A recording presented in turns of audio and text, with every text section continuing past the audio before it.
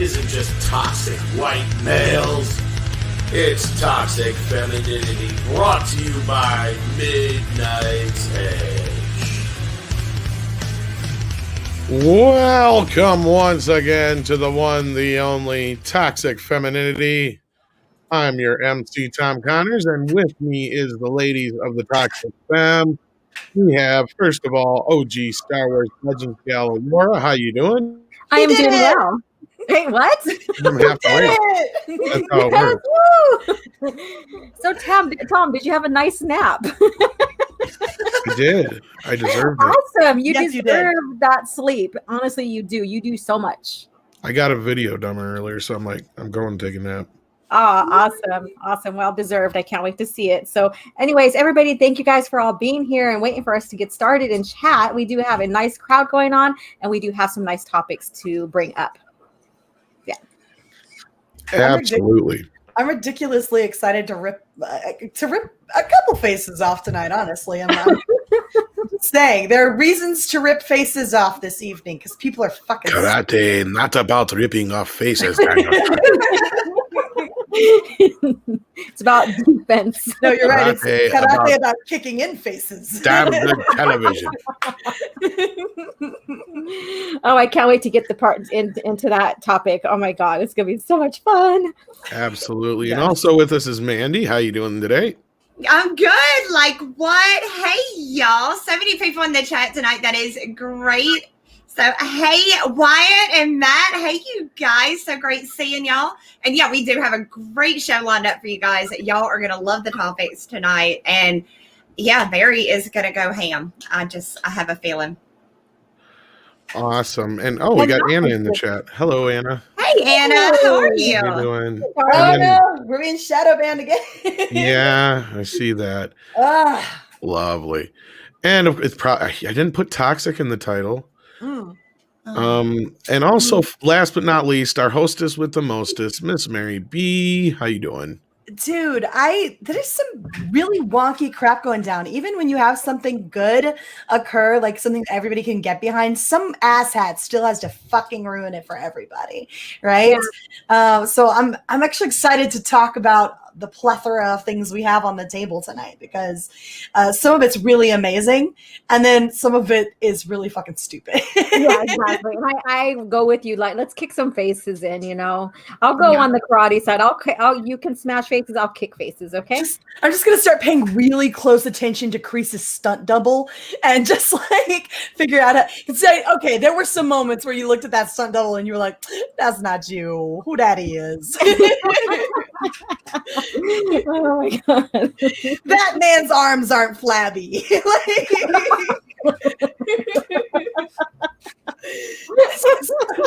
You know I'm right. That wig was 4 shades too dark. Like, yeah, get your shit right. Oh my goodness. All right. Well, we want to just jump right into this. Well, the problem is there's not enough Gasians in Cobra Kai. Gasians? That's the problem. Gasians. Yeah. Not Asians, but Gasians. Gay Asians. Yeah. Never mind that this particular season had a glorious amount of Asians in it. It's still whitewashed. Yeah. Let's not. Yeah, we'll get into that actually. You know. Exactly. Speaking of, why don't we just do that? Yeah, let's go. All right. It helps if I have my thing up here. Oh, okay. You know.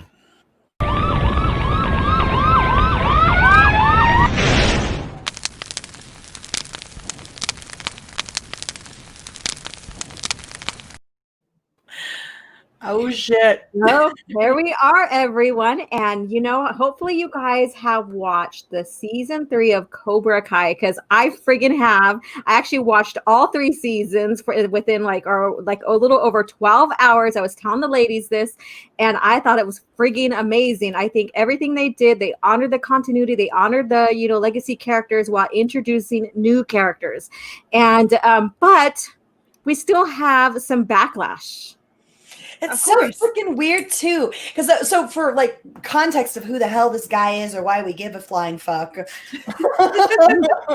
Yeah, David Nakayama. I hope I said that correctly. He's probably Nakayama. Most likely, it sounds correct. Even though I'm not, Japanese, I am Filipino. It does sound correct. I mean, look, I guess I'm a whitey McWhiterson or whatever. But Wow, Hey, that's awesome. my name. whitey McWhiterson. Yeah, how'd That's you her know? new rapper name. That's her new rapper name. MC McWhiterson, yo. Word to your mother. Oh, hell. Oh my goodness. I would buy that CD. No, you Yeah. wouldn't. No, you wouldn't, Mandy. I Don't fucking would. I lie. I wouldn't buy that CD. I would buy it. I would kick my seat back and roll my window down and profile on. Yeah, She'll put her I shades can't. on, her hat will be like sideways, some saggy pants. You just And got me on the radio going, bumping it with her head, just moving back and forth, Exactly. wickety, yo. Green eggs and Hammett. Riding around in my Volvo, jamming. No, man, it's riding around in my Neil Prius. Young. You got to see a Prius, okay? Yeah. That's what it is. I don't know where to go, You're putting but Priuses this on rap is the- dumb. You're putting Priuses And it's on the hard to back. rap like a white man. Holy shit. No, I got it. Riding around in my Prius. Y'all wish you didn't see this. Too much ebonics. Too much ebonics. Take it back. Dial it down. White men sound like this. Get it right. Hey. Okay. All right. So get back to the topic here at hand. So we have David Nakayama, who basically did not agree with the direction they took Cobra Kai. And he says on Twitter, and mind you, this was since then deleted. We do have a screenshot of it. So there's no major Asian characters in Cobra Kai. Really? Dude, we probably should have like hollered at Mecca for this because she had a scathing remark here, and it was glorious. It's how like essentially how fucking racist do you have to be? They'd be like, why are there not Asians doing karate? Holy shit! That really somebody tweeted that. Yes. Yeah. Oh my god! And they didn't see nothing wrong with that. They were just like, good decision, and just oh my gosh. Well, this guy's a representative for. I mean, not a representative. He's an illustrator. He's an illustrator for Marvel and DC Warner Brothers. And Hasbro. Well, Yeah. okay, there we go. Yeah. And then so we have the first comment here. Do you have the same concern for diversity when it comes to Marvel's editing office? Boom.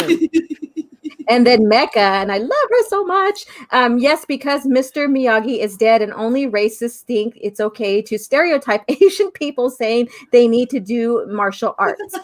Does everybody forget that Mr. Miyagi's Japanese to begin with? I know, right? Yeah, and this right? show- this And that's show- part of the whole like kind of uniqueness of him is that he knows karate and he's Japanese. Well, And and he decided he to could- bequeath this to Daniel, right? That was his fucking decision, and so now you're undermining the decision of a Japanese man in the show. Mr. Miyagi is dead, but Daniel's son's the one he handed this down to.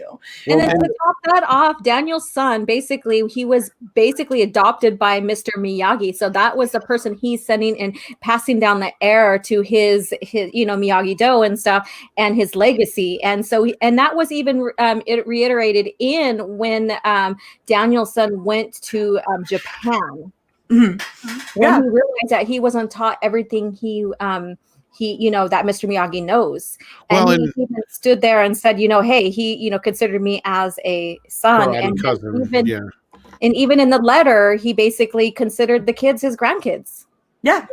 What was it? God, where was it that point where she was like, he's kind of like my grandpa or something like Well, that? we should preface there is spoilers in this. Like, Yeah, you guys are- It's- And- if you and- haven't seen it. And I even like the bit where he tells a specific character, I am like a karate cousin, or however he puts it. It's like, where like, because he was like, outside of our, country, we don't, he was treating Daniel like an outsider, and Daniel's like, but I'm not, you know. Yeah. It was fun watching those two nemesis come together. It's so much God, fun. him slapping down that freaking cup or whatever, and he's like, "No, I'll do it." And he Exactly. I'll get it like that. He's like, okay. No, I get trick. I loved that. I mean, obviously it wasn't a subversion because everything about the scene read that he was going to flip the script there in a little bit or whatever, because it was just so over the top and hammy. But it was so enjoyably hammy, where he's being this complete dick waffle to Daniel, right? And so Chosen, for those of you who haven't seen, for those of you who haven't seen all of the Karate Kid movies or whatever, Chosen is one of the villains, and he comes back in this, and he's sitting there and he's looking very stoic and as though he's incredibly annoyed by this entire situation, so much so that it's over the top that you're just like, you're waiting for the script to get flipped because you know it's coming. But it was so enjoyable the way that they played it, right? Like they acknowledged their own corniness in this moment. And what's so funny is that they may have played off on an Asian stereotype of that stoicness, but my grandfather, one of my grandparents, is Filipino, and he was our Mr. Miyagi. He did know karate. He was in the services. He was one of those people who came in and made something of himself at the age of 14, directly from the Philippines here into the United States. But he did have that this stoic kind of attitude where we kind of like, oh shit, Grandpa Leilong is, upset with us or whatever. And then he would go and subvert our expectations and just laugh his ass off at us for our reaction towards him. So I was connected to that scene a little bit because I'm like, oh shit, that kind of reminds me of my grandfather. What's interesting to me is that this tweet is now deleted, right? So I don't know what this David Nakayama guy was thinking when he put this out, but he clearly, I think at some point it got through to him that he's actually coming across as super freaking racist. Well, not only that, in the second season, they even poked fun at Daniel's quote unquote cultural appropriation. Yes. They called him the racist. Yeah, racist. Yep. Exactly. Yes, exactly. Yeah, that was put in there. But then we also get that where it's like American karate. So we see the evolution of karate through the show, even from the the movies and stuff. And I think that's what you see a lot with America is like, even yoga is not even the same as it used to be. There's an evolution of everything, and that's called progression and all that. So, but this also just kind of clarifies maybe his little bit of thought process before he deleted. So we have the next person in the tweet. What? Do all Asians know karate now? No, I didn't. I wanted to. One of my children did, but not. It's not a stereotypical thing where we must know karate and we're born to doing it. Well, it's not as if the show hasn't given its dues, paid its dues, as it were, in terms of its reverence that it places karate and the culture from which it comes on a pedestal. The show Cobra Kai harkens back to Mr. Miyagi and the cultural aspects around karate on a constant and regular basis, right?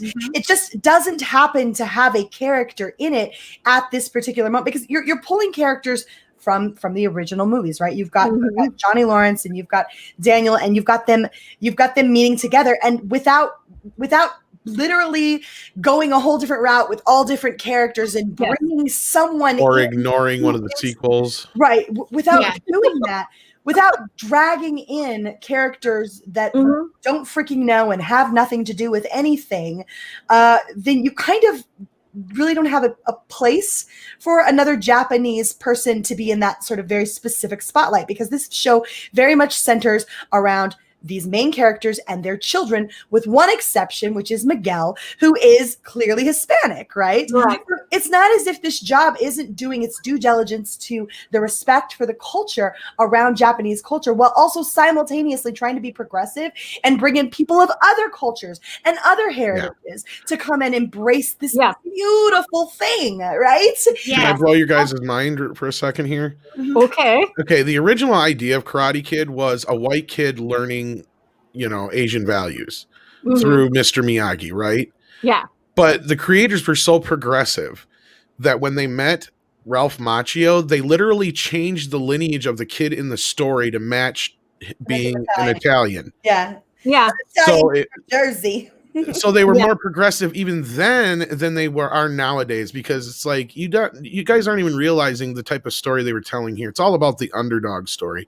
Yeah, initially the idea was, oh, this white kid getting a culture shock. I get it, and dealing with bullies and all that stuff. But no, they made Daniel a much different character than he was on the original page. And I don't mean like he's totally different, but I mean giving him that history, that ancestry, that made his character whole, as opposed to the original script where he's just a plain white bread kid. I mean, the script is pretty much the same, but it doesn't have that little extra depth to Daniel. Yeah, exactly. And then so we get further in here. So I think that David Nakayama was basically going off nostalgia. I did go off a little bit of nostalgia. I just shared with you some of the nostalgia based upon my own family experience with my grandfather. So what he says here is, you're missing the point. Karate Kid was that rare movie that featured a prominent Japanese character. Pat Morita looks like my dad. So see, there you go. So you see, I made a comparison. So did Eve, with our family members, right? And subconsciously that meant a lot to me as a kid. And that's what drove me into the show as well. The show feels empty, and as for myself, I did not feel like it felt empty. Okay. That's the only difference between us two. So he would rather they ruin the show to prove a point other than make the show beautiful. Because I would give Cobra Kai is one of the few shows that I have to say I love what they're doing with the character. They're very respectful of all the characters that had been in the movies and stuff. They are so good about bringing them back and giving some of the really like the bad guys in the movie a redemption arc. Like, I don't know about you guys, I feel sorry for John Kreese now. Like, I genuinely I feel sorry for him. I understand him. I'll give you this, Mandy. I understand him. I feel bad for him. It's like, if his life had been different, he would have been different. He is he is what happens when you grow up like that. I don't know. What happens when you grow up down that path? I'll tell you who I feel sorry for. I feel sorry for Johnny.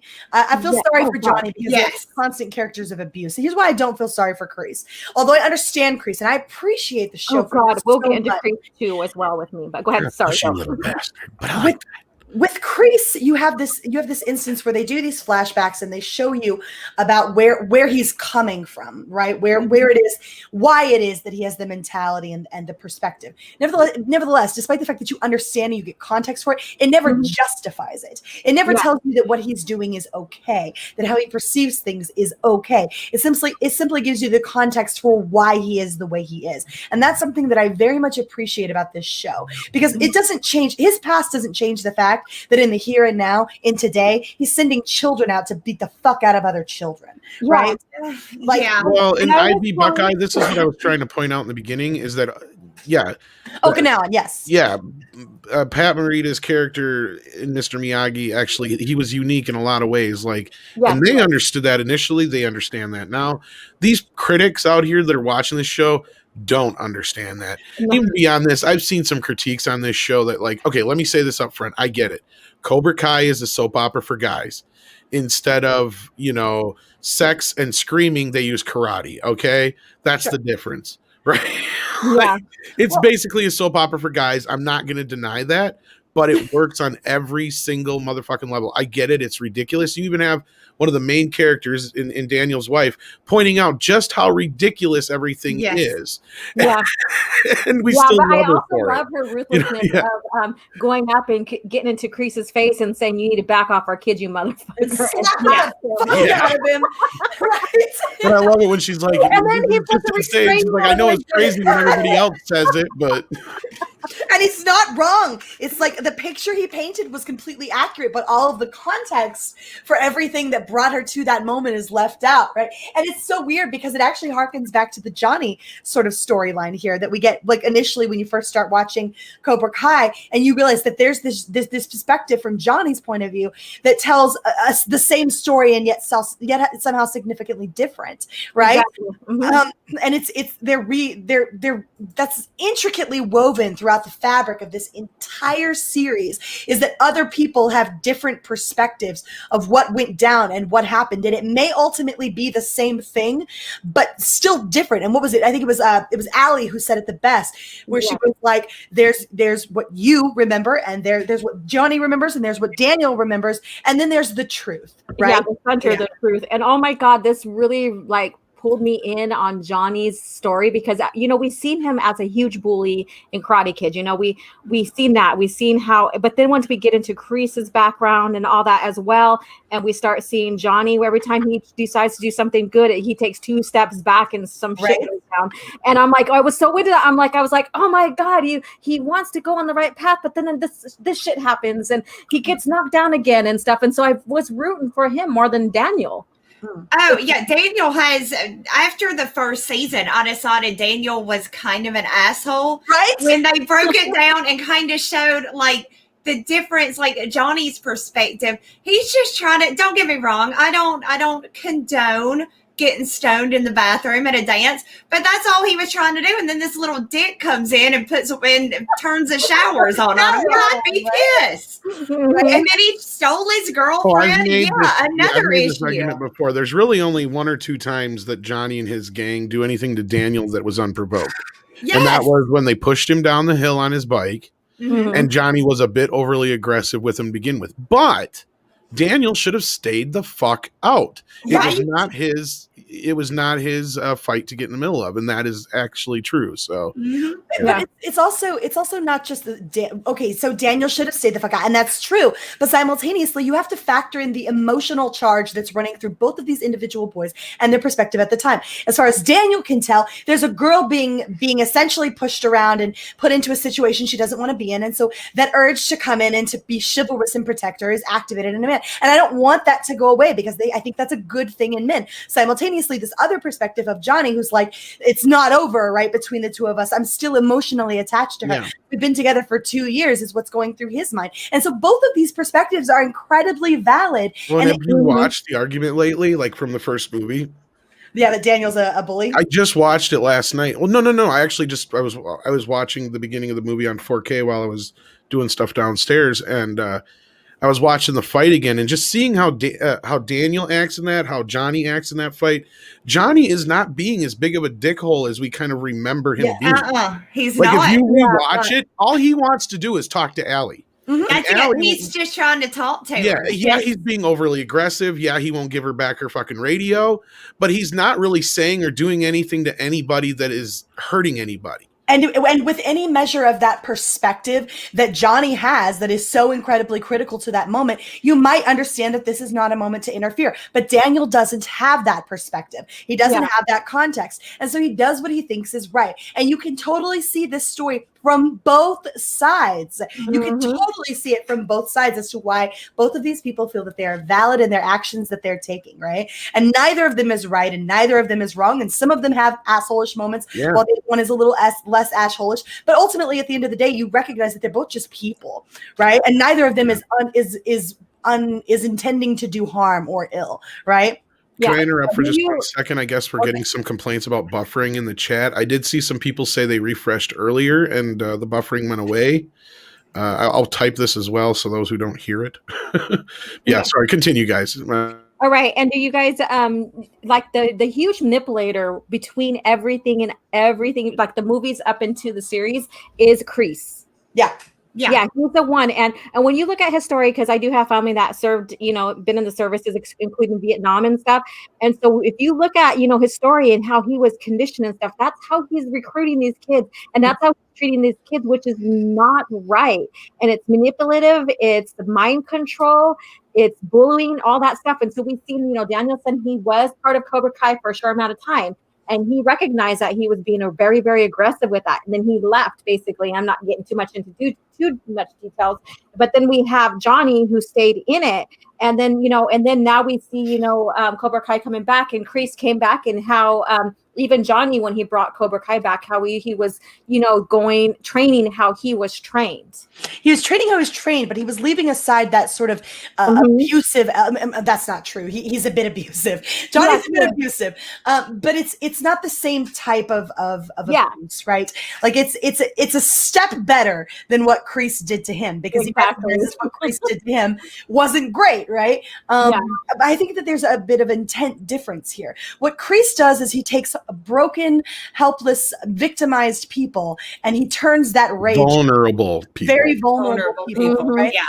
He takes these vulnerable people and he turns that rage outwards and he amplifies it. Whereas Johnny is attempting to teach them, and something that this may seem like a small bit of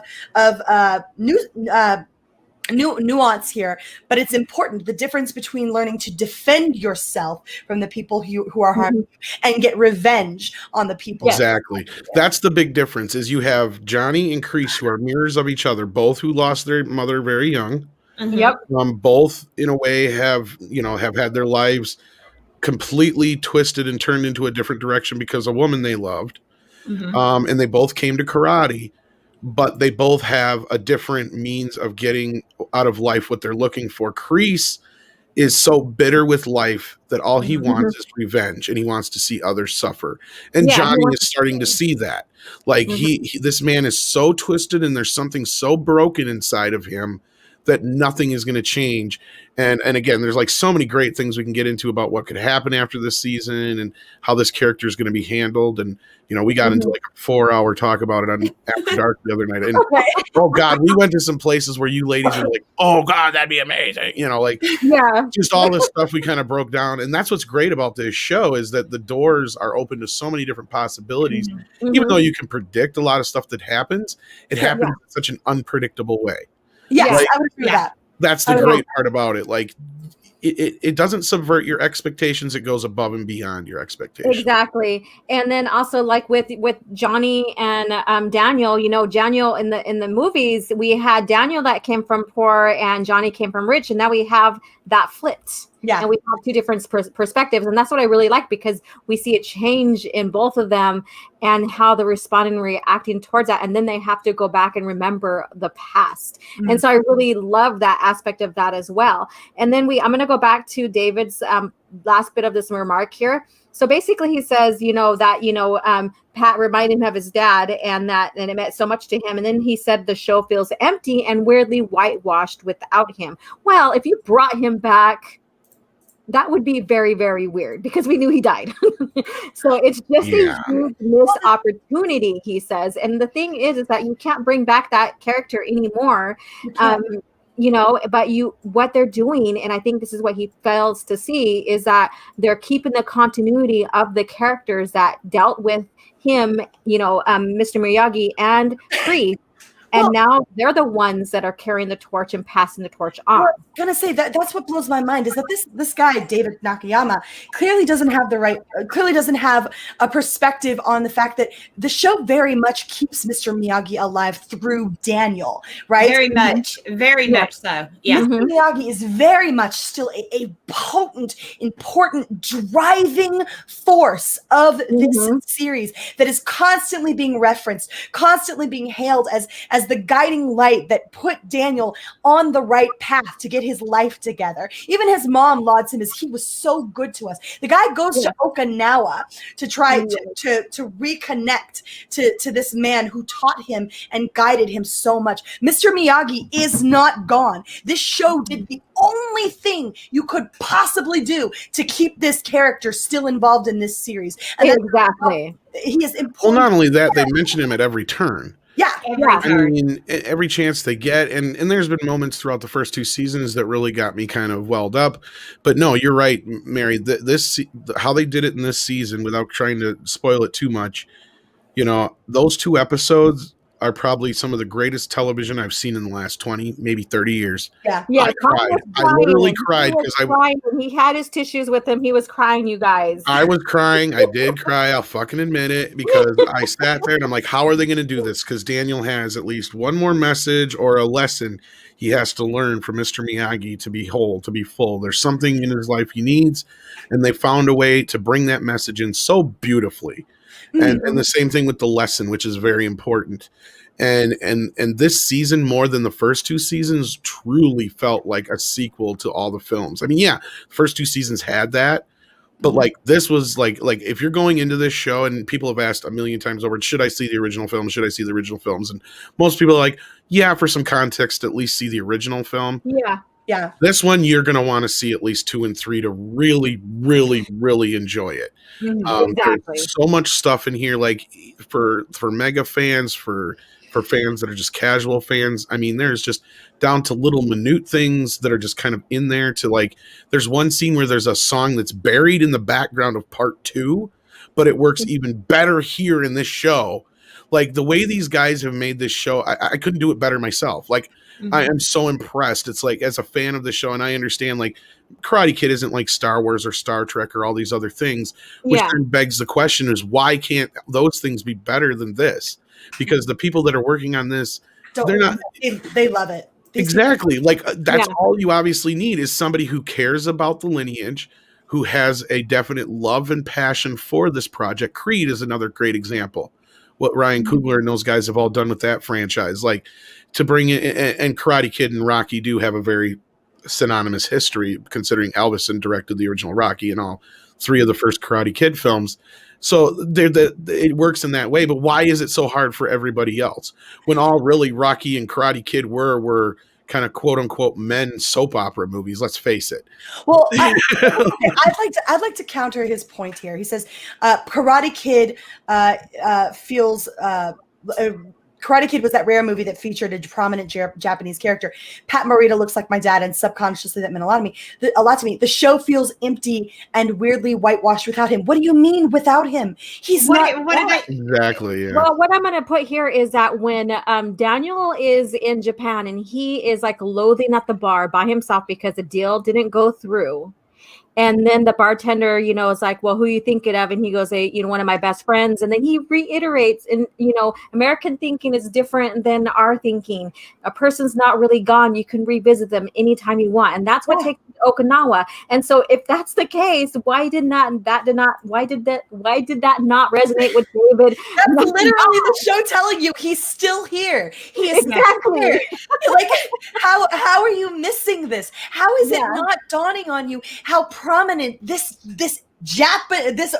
Okinawan character is? How is it not dawning on you the incredible importance that he plays in this story? The character's not gone. He's more prominent in terms of the catalyst for so many of Daniel's actions than any other factor in this entire series. Mr. Miyagi is literally the guiding force behind who we see Daniel as a person. He's literally the force ghost of this, because he's like guiding. Well, I mean, what is he trying to say here? Is he trying to say, well, it's a missed opportunity? Well, Mr. Miyagi passed away, and that's horrible. And I'm sure he would have been in it if he was still here with us like that.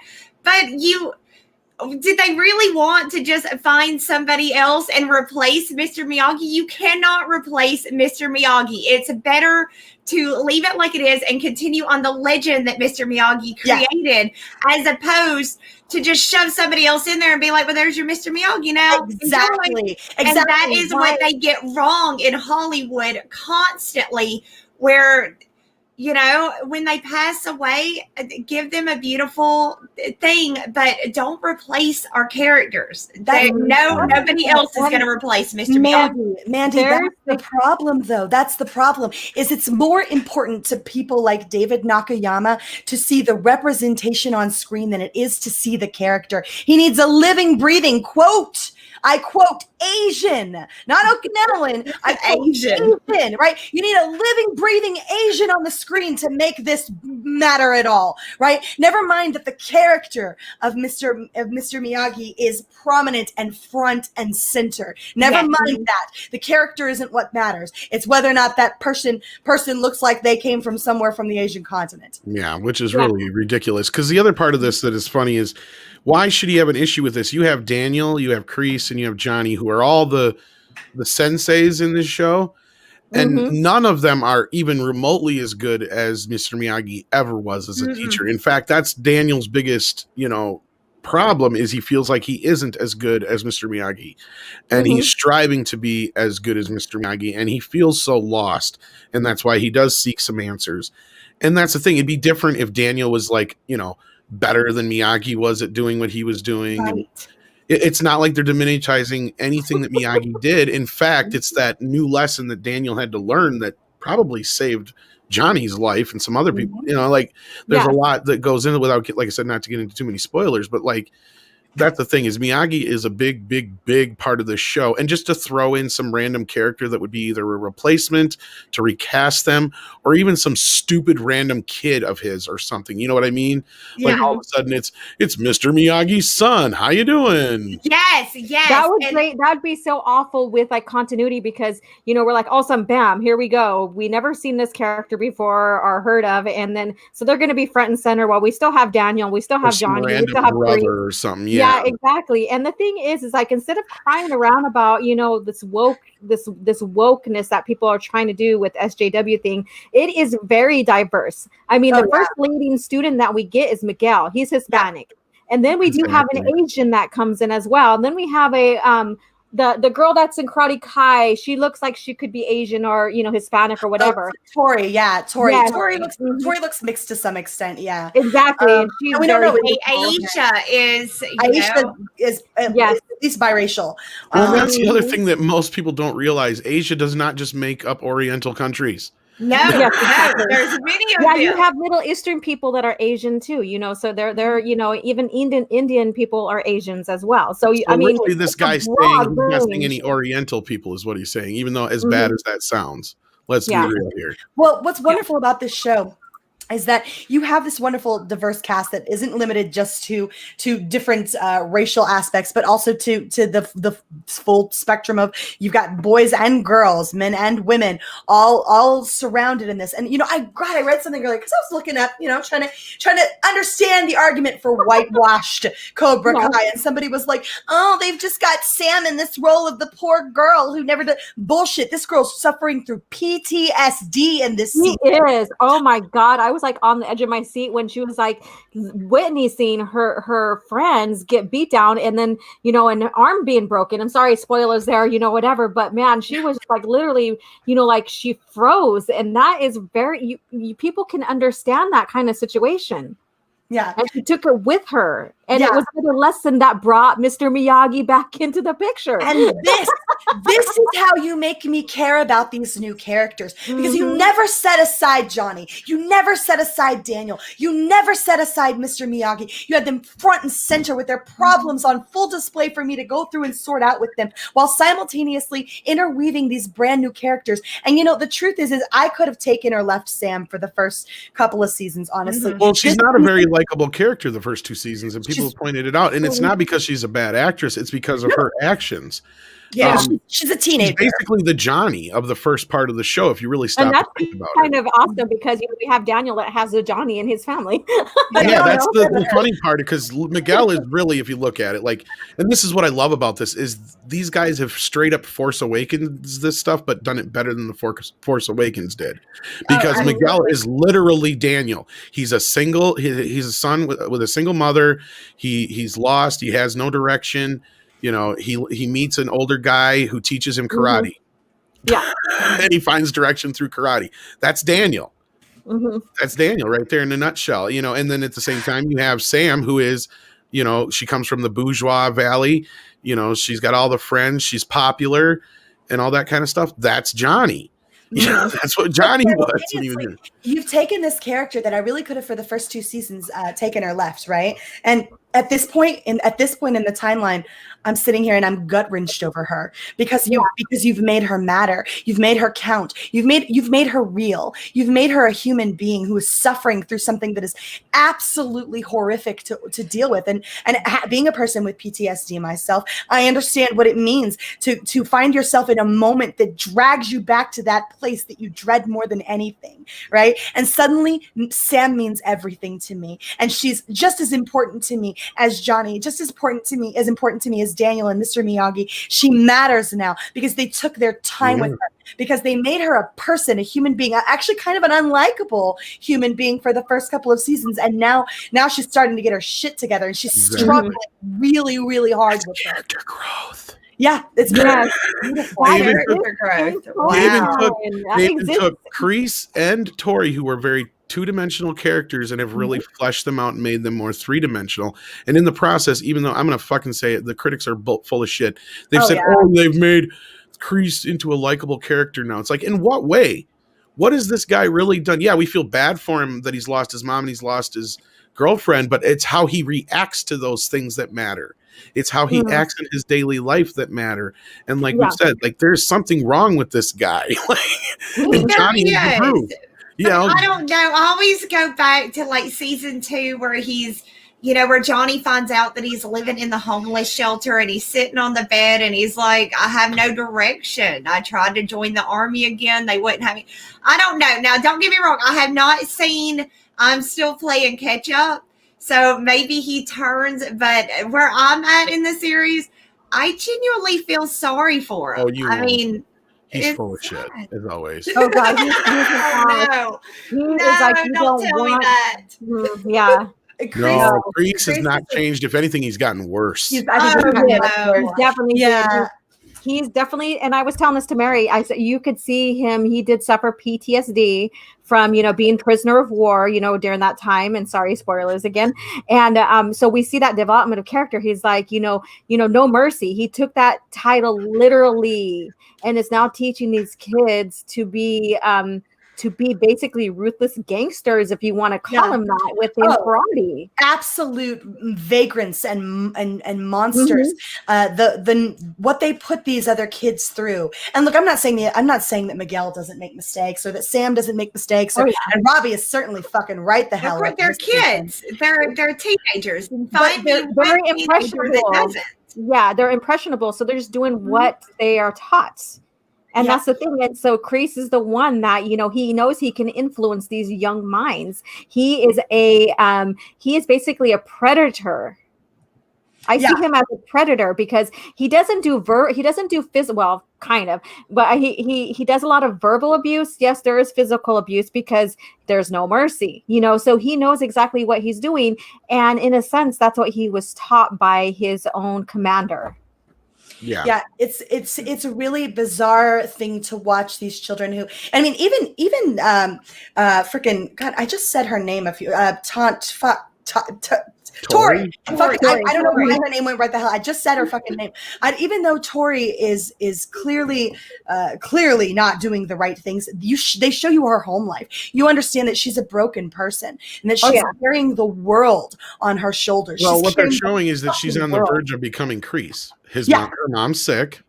Yeah, she's very angry. She wants revenge. She's put in a similar situation like Kreese was when he was a kid in that diner. That's why we see that flashback in that one scene. Like, they're totally setting, like, and that's what I said. That's the great part about this is they're giving us parallels to all the original characters without us going, hey, that's the same thing we've already seen. Yeah.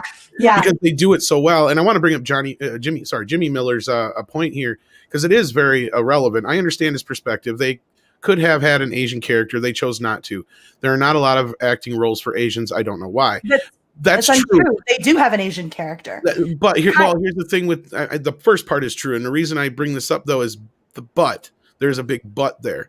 This show and the films have traditionally all taken place in the Valley. Yes. Where Asian culture is not very prevalent. And that was kind of the whole point of the first film, is that not only does Daniel get a culture shock of going from the East Coast to the West Coast, he gets the culture shock of just meeting, that Asian culture head on.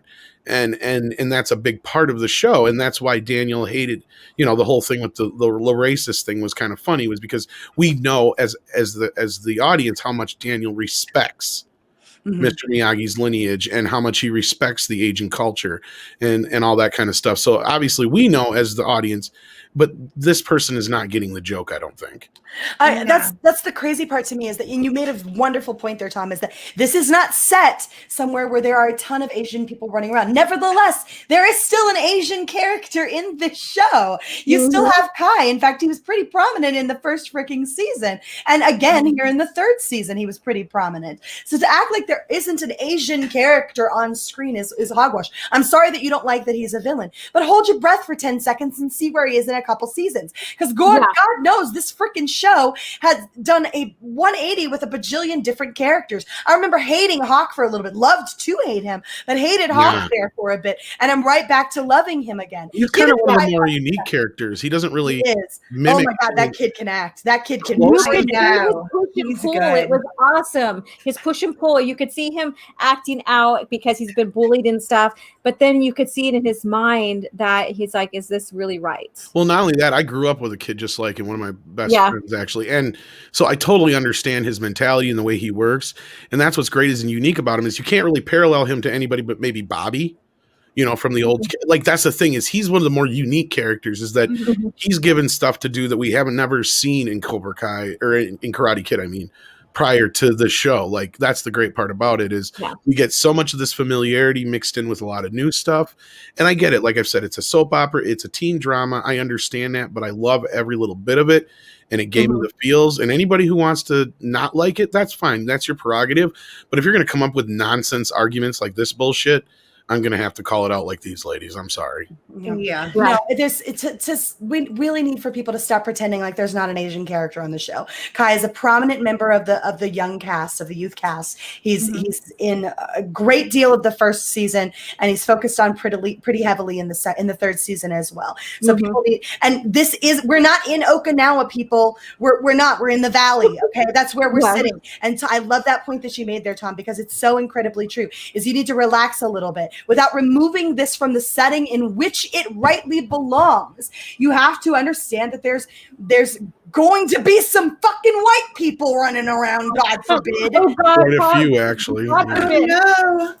Like, but nevertheless, but even with that, and it's something we haven't really touched on on this aspect, is that this show is so incredibly progressive, right? It really is very progressive, while simultaneously not being woke. It's not doing it for the sake of points, right? They're not looking for internet points about how many girls they stuck in it and how many people of color they stuck in it. They're doing it because this is how it flows. They've never pointed at the color thing except to make an occasional joke, right? Of Daniel the racist, right? It's all in good, and this show knows how to make fun of itself. Yeah, like the feminists who enjoy shit like that. That was funny. The principle on that too, you know, like if we just need hugs. That whole thing is like making fun of SJW culture, and then even better yet, Priest uses it to his advantage when he's like council person. Oh my God! You are a manipulator right now. You are using that to benefit you, and you know, and that's something I probably liked about him for his character because he's a manipulator. I should expect. Well, he even said he wants to beat the snowflake out of the kids, right? Snowflake out of them. That's how he put it. Yeah. And it goes to show one of the points that we actually talk about on such a regular basis is that all of the words out of your mouth can sound super pretty and very PC, and it doesn't mean that your motivations are good. It doesn't mean that you're trying to do the right freaking thing. It doesn't mean that what it is that you're doing is good for you or anyone around you. I don't care how pretty your words sound or how PC they come across. It doesn't matter ultimately whether or not you say something appropriately. It doesn't matter what you say. It matters what you fucking do. Yeah. Sorry. Yeah. I think this David guy just needs to go and watch the next Karate Kid and just stick to that. That'd be the only one he ever watches, and he can get his fill of everything he is looking for. No kidding. In the next Karate Kid. Look, now hold on. I didn't hate that movie. But I don't either. No, but I get what Mandy's saying. That one, besides from 2, has the most Asian culture in it. Yeah, absolutely. Asian characters. In fact, the guy that plays Mr. Miyagi's dad is one of the monks, and most people don't realize that. I did not know that. Yeah, it is. I didn't know that. That's cool. Yeah, that is. It's got what's his name in it? Jackie Chan. No, you're talking about the remake. Yeah, the remake. The remake. No, I was talking about next Karate Kid too. Yeah, the Hillary Swank one. Oh, okay. Oh, okay. I was thinking of the Karate Kid with No. I actually Kung Fu like Kid that is what I call it. I don't like it, but I know it's kung fu, but it's the spirit is the same. Jackie Chan's good in it. Outside of that, it's garbage. That's all I'm gonna say.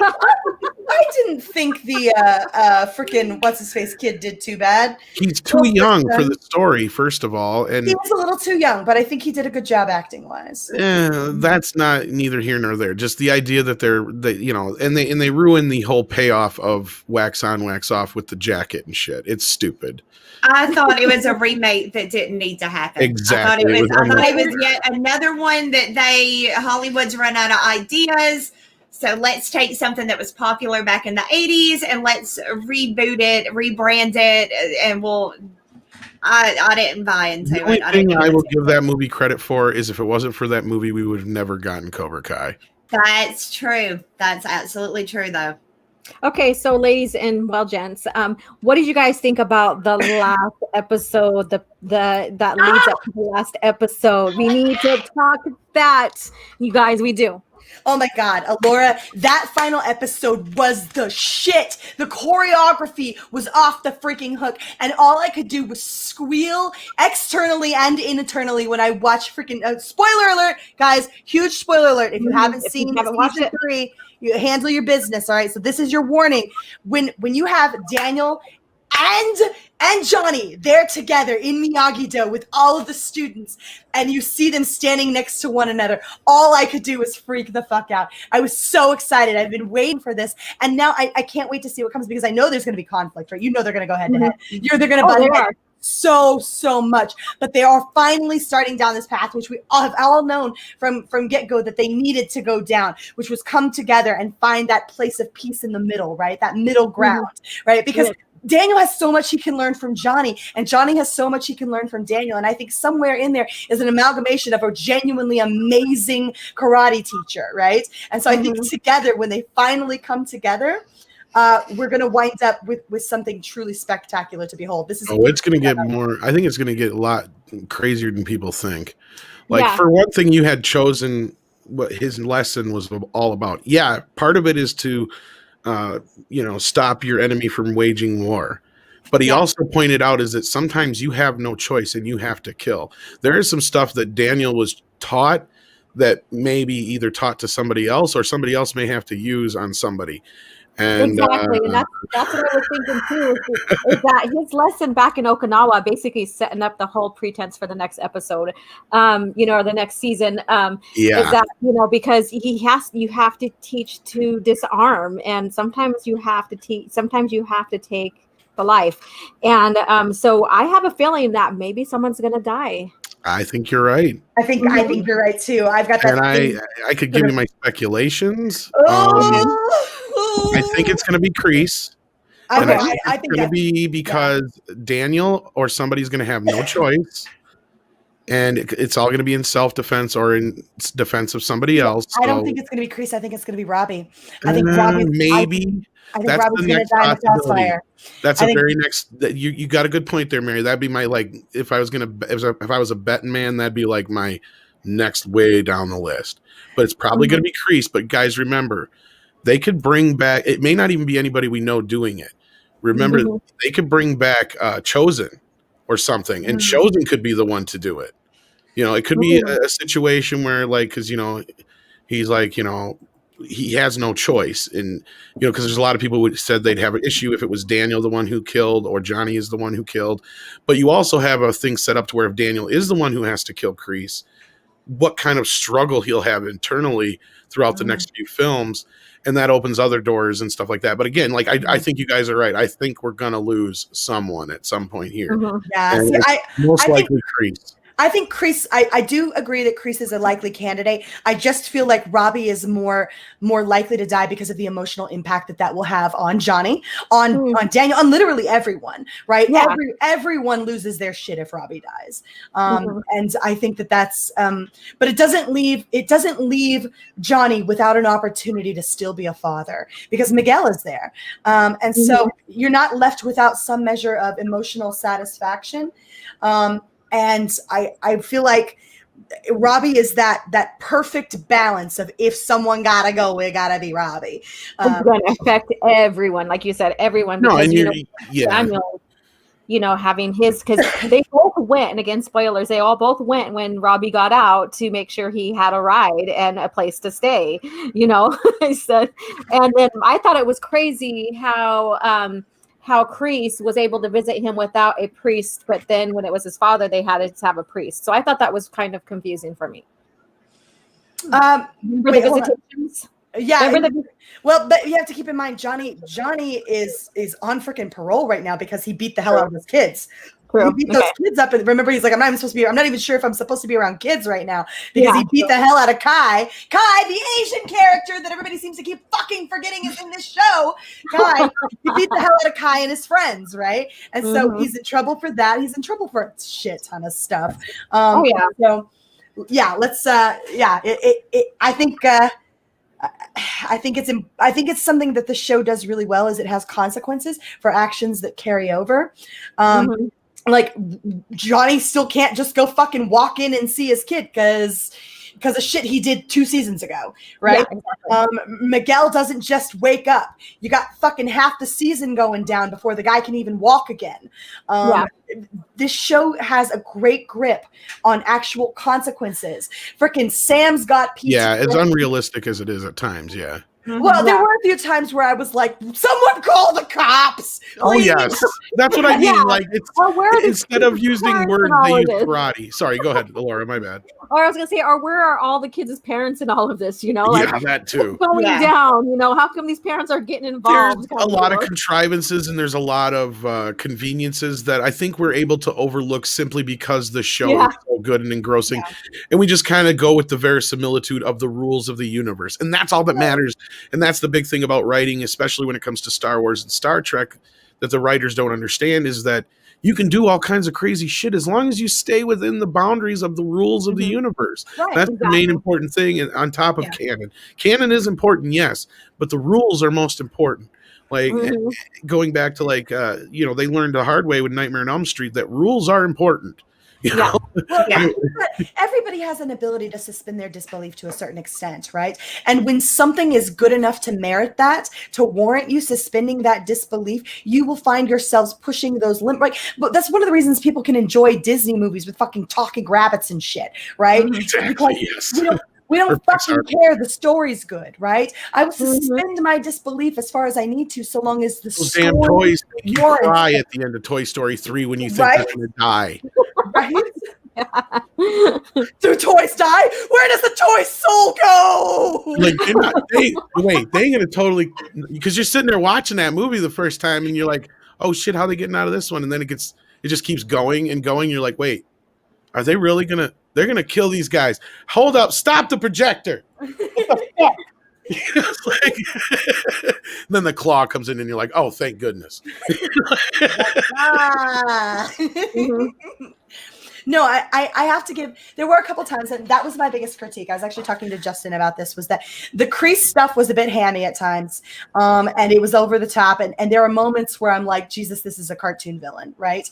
But I suspend that, and I set it to the side because everything else is so amazing that I don't care. I I loved it so much. Even with all of his ham and all of his sinister sneering and his flabby fucking arms and the stunt doubles and shit that are blatantly there. That is it. That is not fucking Kreese. You know it. I know it. The guy down the street knows it. That's not fucking Kreese. No way in hell. Totally different arms. Yeah. And I think he's like a half a foot taller. Right. Yeah, exactly. Yes. No, you're better right. win. I get it. Like I said before, it's very melodramatic. It's soap opera in the best way, shape, and form. And even the original films, I think that's what people forgot about the original films, especially part 3, and everybody always jumps on it. And it's like, look, you got a character like Kreese. What are you going to do? How are you going to make somebody worse than that? Terry Silver. You got Johnny Lawrence. How are you going to make somebody worse than that? Mike Barnes. And these characters, I think, are going to be very important going forward. In fact, we've already had little moments where they have. In fact, I think that's one thing that people forget about part 3 was how much fear and possibly PTSD that Daniel was going through after his shit that he went through in Okinawa, and then coming back and having this guy do nothing but antagonize him to no end. And he's not even like Johnny, to where at least Johnny and his guys, you know, they seem to have at least some kind of restraint. You know, Mike doesn't. Yeah. Mike wants one thing and one thing only, and he's going to get it. And he gets to the point where he practically does kill them, like him and his friend Julie, or not Julie, the girl that's in part 3. I can't remember her name now. But Julie's the one from part 4. Starts with an A, right? Yeah, it's either Allison or Alicia or something. I can't remember now. It's just Ellie? Remember. Ellie, maybe something like no. Ellie's the one from his original girlfriend. Yeah, Yeah, she's okay, the yeah, original. Allie He's was the actually in this. OG. Oh The my chick- god! And I gotta give this props. Witch is in the third one. I can't think of her name, and they never end up going out. They aren't boyfriend and girlfriend in the movie. But. I gotta give this show an extra bit of props here, and it was something that I actually was sitting there on the edge of my seat, cringing the fuck, because we already got a fucking romantic triangle between Robbie, Sam, and Miguel, right? I don't need another fucking romance triangle. I really fucking don't. I'm good with the one we got. It's bad enough as it is, right? But like, I really thought for a second that they were gonna have another freaking like triangle, love triangle between Allie, Johnny, and whatever the fuck Miguel's mom's name is. And I was sitting there going, please don't fucking do this shit. I don't know. Yes, Do I not was want. feeling the same way. Do not want, right? And then the next thing I know, they have Allie come out with this sage ass fucking advice at the end, right? Where she's like, go get her, right? Like, Oh, go I get love her, that. tiger. I really, really love that. And it's like even the music was perfect timing for that. It's like perfect. She's like, you know, she snarks at his car and she's like, go get him. And he's like, I love you kind of deal. And it was a relief to not have this like this love triangle pool thingy where he's gonna fail at this. We got some kind of triumph for him that he as far as we know it, he's not gonna fail right now. Well, you know what that accomplished? Here's what that accomplished, because it was important to bring Allie back, right? You brought back all of these other fucking characters. You do need to touch on Allie, right? You gave people some measure of closure with the Allie thing. He's been pining for her for 3 fucking seasons, right? They needed some damn closure on the Allie front. What we didn't need was a love triangle. And so they closed the Allie book. They set that aside and they said, all right, guys, Allie made her appearance. She exists still in the world. Speaking of, can I just say this for a moment? Andre, you owe me an apology. And I just got to say one more thing about the whole Allie thing. Because I fucking knew it. I told him, I said, she's going to be the key to getting those two together. Because she is the reason that their whole rivalry started to begin with, and I think they even forgot that aspect of it. And he's like, oh no, that's stupid. I'm like, no, believe me, that's going to be the one thing that gets Daniel and Johnny to work together, is her. I mean, wasn't there a scene in the first season where him and Johnny are sitting like at a little diner or whatever, and they're like going back and looking through like her Facebook and talking about kind of where that's where. And that's where I knew, I knew that was where it was eventually going to go. Like, because she's the key to all this. Like, well, honestly, I think it's good writing. I agree that it's good writing to bring Allie back into kind of round everything. Like, guys, grow the fuck up for a second, right? Like, you're not fucking 16 anymore, right? You're not 16, 17-year-old kids anymore. You're in your fucking 40s. Calm the fuck down, right? Like, we all got our own shit. And then I was so happy to see that his wife and Allie got along so well, and that I love amazing. Isn't she great? She's like, I want to talk to you about the guys. And I was like, yes. That's how a grown-ass woman acts right there, y'all. That's how a fucking grown-ass woman acts. Like, I want to talk to you. Like she didn't get scared. I think she said, actually, I have a feeling we're going to be very good friends, I think is what she said. Yeah. And the guys are like, oh, shit. That's how a grown-ass woman acts. She doesn't get insecure. She doesn't get all scared and worried about whether or not she's going to wind up losing her life. No, she accepts this, embraces this woman, talks to her, sits at the fucking table with her, and then goes off to the powder room and does some female chat. That's a fucking grown-ass woman right there. Yeah, that's like, I want to hang out with someone like that kind of deal, you know, and it's amazing. And one thing that I really like too, and I'm not trying to steer away from that topic, is that when Johnny and Daniel had their first scene together, when it came to the car, and they're like putting on the 80s music, and then they're like, you like that, you know, they're trying to hate each other, they're remembering their past and stuff, and also they're cruising, they're all headbutting all.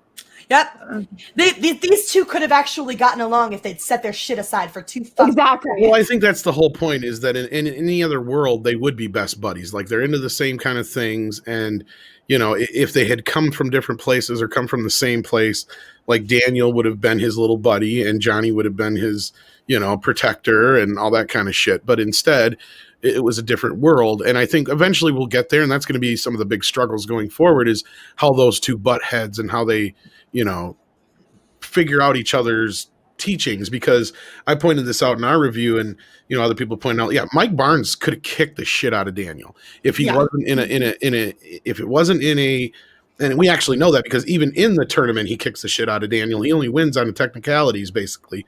And the same thing goes for Johnny on a fist-to-fist combat. Daniel would probably have gotten his ass rocked until he got that final lesson. See, there's the change now, is Daniel has officially reached that point where he is probably the most dangerous of the bunch because of all the shit that he's learned. And Johnny witnesses that firsthand when, you know, he's, you know, taking out Kreese right there, you know, and we're like, and I was waiting for that moment to happen. I was like, oh, this is the moment right here. And you can even see Kreese's face in that too, like, oh shit, you know, like I've never knew this either. And so that really like ups the game for Daniel and even probably for Miyagi-Do. Dude, that was some Avatar The Last Airbender chi blocking shit. That was fucking amazing. I was sitting there going, hell yeah! Fucking like you're straight up seeing just some amazing concepts brought to life on the screen. Like, I seriously, my mind went straight to Avatar: The Last Airbender, right? Where have you ever seen that show? Yes, I have. It's just like I'm vaguely remembering it, but yeah, I get it. It's just so amazing, and I completely buy that it works in the real world, that you can just cut off. Look, I got tendonitis. My arms don't fucking work when that shit hits. I know how that is. Yeah, I get carpal tunnel, but it's similar. But no, like, you're right, and I get it. It's the whole, like, you know, when it's magic. It's a little bit of Miyagi magic. It's probably not very realistic, but hey, it works for the goddamn show. I thought it was funny when, you know, when Miguel was injured and, you know, they're back in the back room and, you know, and he's like hurting and stuff. And Danny rubs his hand and then, you know, they're like, call medic. That was great. Well, I love those little moments. We get a ton of those, especially in season 3, like with the spaghetti at the party. Like I said, there's all kinds of little moments like that. That's what I love about the show. We've gone on about it probably a lot longer than we'd planned. So we should probably get some of these super chats and then get into the next story. Absolutely. All right. Why don't I go ahead and kick us off here, and I'll scroll back up to the top. And so we got Roger Haynes with a Canadian $1.99 super sticker. Thumbs up to us. Thank you so much, man. Appreciate the support of the channel. You are awesome sauce. You want to grab Willie Woodward, Allure? Yes, I will. Willie Woodward at $5. Thank you so much for joining us. Hi, ladies, Tom and chat. Hope you have a great show and much love from your favorite semi-sexy pseudo simian simp. There we go. Say that about 5 times. Also, hi, Alora. How you doing? Oh shit! Where's my wine cooler? All right. So you got the next one, Mandy? Yes, but I think I'm going to end up skipping some because of where mine is at. I think where I left and came back. But I got Dare Hay for $1.99. Thank you so much, Love Bug. Ooh, face ripping. Fantastic. Linda. It's Linda.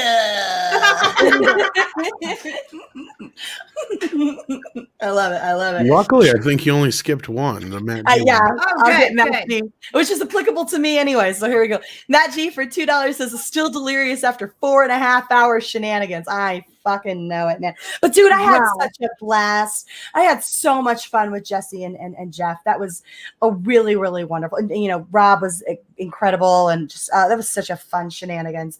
And I was very, very, very drunk. Very drunk. You guys super chatted me into a fucking oblivion. Like, that was insane. So you guys are amazing. Nerds. All right. So you Dare Hay at $1.99. Oh, she just read that one. Babe. So you got Terminus right beneath her. Yeah. Okay, I forgot to scroll. All right, so Terminus at $149, a white unicorn with so Doomicorn. Doom. All right. Mandy. Let's see here. Roger Hayes for 5 Canadian. Thank you so much. I recommend watching Karate Kid 3 before Cobra Kai season 4. Yeah. I agree with that. Again, you don't have to, but it really would help. Like you said, watching the original trilogy, even the first 4 films, because the creators of the show have said that all 4 of the original films are canon. So Julie does exist in this universe. And see, my thing is I've only vaguely remember 2 and 3, right? I really do remember. I remember the first Karate Kid, but I vaguely remember 2 and 3, and then I remember the next Karate Kid vaguely well, fairly well. But 2 and 3 are vague memories for me, and I'm still able to get through this show pretty well. And because honestly, it kind of reawakens those memories for me a bit. I'm like, oh yeah, I remember that asshole. Like, yes, it does a pretty good job. Your karate shit. Willie Woodward for $5 says Mary as a rapper would give Vanilla Ice a run for his money. Yeah, better believe it, yo. Word. Word. Words for your mother. All right. So Gina the Machine at $5. You have a character like Mr. Miyagi that has an influence on a main character and drives the story from beyond the grave. That's a powerful character. You got that right, darling. Mm-hmm. I mean, that was the whole pretense of this, is that it's still centered around him, and it's still, everything focuses on him, and he's the legend. He's the focus. Yeah. So, and Jed, I just want to say this real quick. I can tell you without a doubt we'll probably get part 2 on 4K. I don't know about 3 and 4 though. Maybe 3. And I can tell you this because I did a survey earlier this year for Sony Blu-ray stuff, and Karate Kid 2 was one of the choices for the 4K films. So I chose that. And also they had to have done a 4K scan for the scenes they have in this show. And they even have some alternate takes of the Chosen fight. I don't know if anybody else noticed that, but yeah, those are not the exact same takes that are in the movie. They're the same, I mean, it's the same fight. Well, they do that a lot, actually. They've done that a couple times now in the show where they've done scenes from the first film from a couple different angles. Yeah. And then they have the one shot where Mark Barnes is yelling at Daniel. So I'm assuming then they scanned part 3 in 4K as well. So getting part 2 and 3 in 4K are pretty good chance, I think. Mm-hmm. Yeah. Cool. Next Karate Kid is actually on Netflix right now. Oddly, it's the only Karate Kid movie on Netflix besides Cobra. Why the hell is that? I don't know. Watch this. You know what? I don't hate the next Karate Kid. The third act sucks balls, but I like the rest of it unapologetically. I didn't like the bad guy. I thought he was just too over. Yeah, that's the problem. He was ridiculous. That, like, his whole thing was, I'm gonna go fuck up these kids' prom. I don't know. Yeah. The bad guys in the fourth film are really, really stretching it. But I love the stuff with Julie and Miyagi and how it all goes down. And there's things that could play into the show coming up. And they've already, I think that when Daniel says it's been a long time since there's been 2 students here, I think he was talking about Julie. So I do feel like their paths have crossed at one point or another. And not only that, the lesson that he teaches Sam and Robbie about balance, he had to have had another student to learn that with. Yeah. So, yeah, you're absolutely right. I never put that together, but yeah, he would have had and if there's one thing I've learned about this show, nothing means nothing, meaning that everything they say, little tidbits here and there, always come back to play. Yeah. Just like I was saying with the whole, Daniel learning how to kill now, he almost did. His wife stopped him. Let's not forget that. Like, he was about to take Kreese out. There was going to be no honk this time. You want to grab the next one, Mandy? Yes. Anthony Erebus for $9.99. Thank you so much. Ending my night with a couple of beers and listening to some very toxic, pretty women and my boy Tom always in every stream. That tweet made me roll my eyes so far back when he said that bullshit. Yeah. Yes. It's deleted now. I don't know if it's occurred to him that, Mr. Miyagi's still a character in the show or not, but it's deleted now. So hopefully it has. Yaderi for $4.99 says, Pat Morita said he didn't know karate when he made Karate Kid in an interview, I believe. This goes towards that first tweet. Yeah, absolutely. Yeah, like, why the fuck you gotta act like every Asian character know fucking karate? Fucking racist. Not only that, if you watch the movies, 99% of the time you can totally tell it's somebody else and not Pat Morita doing that shit. Yeah. Yeah. Well, Yeah. God, if I remember correctly, what they were saying was one of the original people who brought the Okinawan form of karate to the United States was actually his stunt double. That's a possibility. Yeah. Yeah. Well, and the whole thing is the name Miyagi. The original writer Mark Kamen took the name from the history books. He went and looked, seen that karate was created by a guy named Miyagi, and he took the name and he created this lineage and this little background story that they retell again in this season that came from part 2 or part 1 and 2. I think he tells it in part 1 as well. Fumio Demura. Yeah, Fumio Demura was his name. And he was the stunt double for Mr. Miyagi. There you go. As I understand it, he was actually one of the people who actually first brought karate to the United States. Well, you also have to remember, and I don't think this guy's thinking about this, is like, the karate kung fu craze and everything that happened. It wasn't a big thing here in the United States until, the 70s when like Bruce Lee became a big deal. Yeah. Like that's when, America really got like the karate craze or the kung fu craze. And then it was things like Karate Kid, which reinvigorated that in the 80s, right? Like that's the thing is like, it's not like this, and I get how the show portrays karate, but obviously it's not like that everywhere. Let's be real. It's not like a realistic thing, but it is like, America had not really been aware of it. Like my dad learned some karate when he went to the Vietnam War, but he's like, yeah, it wasn't like you could go and just go to a dojo somewhere in America before the 70s. Right. It was not a normal thing to do. Right. So, and in fact, they were very against martial arts coming to the West. A lot of people over there did not want that. So they felt it was, it was theirs, rightfully so. Yeah. Do you want to grab Ronan Medic one? Yeah, so I got Ronan Medic at 76. Thank you so much for joining us. $5 super chat. Johnny did not overreact on that beach. He escalated to a point where he could break contact and leave. The right thing to do.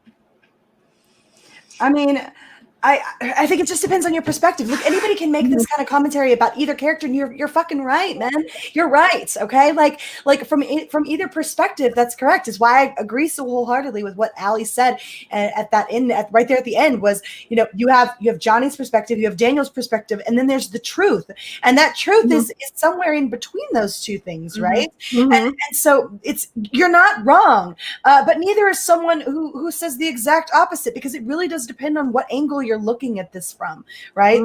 This is one of those really well and woven through stories that it tells a story that you can look at it from either angle and you can say, yeah, I get that, right? Like that's why this is so crazy to watch, is because you wonder how it's taken them so long to come to a meeting of the minds, because it's so understandable why each person sees it the way that they do. So I really love that. I love that about this. Yes. Yeah. Mandy? The Physicality channel for $5. Thank you so much. Johnny is a bitter ex who repeatedly bullied Daniel and told him not to show his face to the party where he got showered. Jay with the bully. I don't remember him telling him not to show up. I don't remember him telling him that either. But I mean, even looking at that, that was kind of a bully. If he did, that was kind of a bully thing to do. But at the same time, that doesn't make Daniel right for going in the shower and cutting the showers on these guys. If anything, he should have done the right thing at that point, which is, all right, well, fuck you. I'm going and I'm just going to stay the hell away from you. That would have been the adult thing to do. But again, these were not written as adults. These are teenagers. So you have to throw in all the teenager angst that goes along with it. Just like Mary was saying, depends on what point. Everybody has, wanted to beat some guy's ass for hitting up on your girl on a beach. And everybody's been heartbroken enough that you're begging that person just to talk to me, listen to me. Oh my God, I love you. Just pay me attention so I'll make you love me. I mean, it's a teenager thing, Yeah, so. Absolutely. Mark C for Mark C for $5 says, off topic, thoughts on the announcement that Ben Shapiro and the Daily Wire are becoming film and TV production and distribution company. I hadn't heard that. I actually am trying really hard to stay the fuck out of the political stuff right now, guys, because I don't know too much about it. So, yeah. I didn't hear that either. I mean, I heard about it, but I don't know enough to comment. So, yeah. I'm trying to stay so fucking far away from it myself right now. I don't want anything to do with it. I'm tired. I'm so tired. I got enough on my hands with all of this shit with Star Wars and fucking High Republic and retarded morons or yes. fucking Matthew McConaughey and fucking Star Wars shit on the screen. And what do you mean you only read 50 pages of a novel, you fucking idiot? Why the hell are you here? I have enough of that on my plate. I'm just saying. I woke up to the Star Wars BS this morning. So I feel you. Well, we might get into some of that if we have time, but I don't know. Fucking idiots giving the fucking Vulcan sign and fucking Star Wars meetings, and I'm just sitting there going, "What? What? You don't even go here. You don't even go here."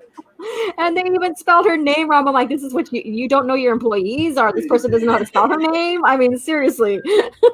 All right, Matt G at $2. Not enough Scandinavian dwarfs on this show. Wow. I agree, actually. I completely agree with that sentiment. There's really only one area where they could increase that representation. That's the Scandinavian dwarf. I want to see a Scandinavian do a fucking roundhouse kick to somebody's face. Yes. That's what I want. I want a Scandinavian dwarf to get up on a step stool and roundhouse someone in the fucking face. Or do yoga and have a flip and stuff. I'd pay to. Yeah, same here. I would pay to see that. Mandy, we would get along. We could find a lot of entertainment together. Midget strippers, let's go.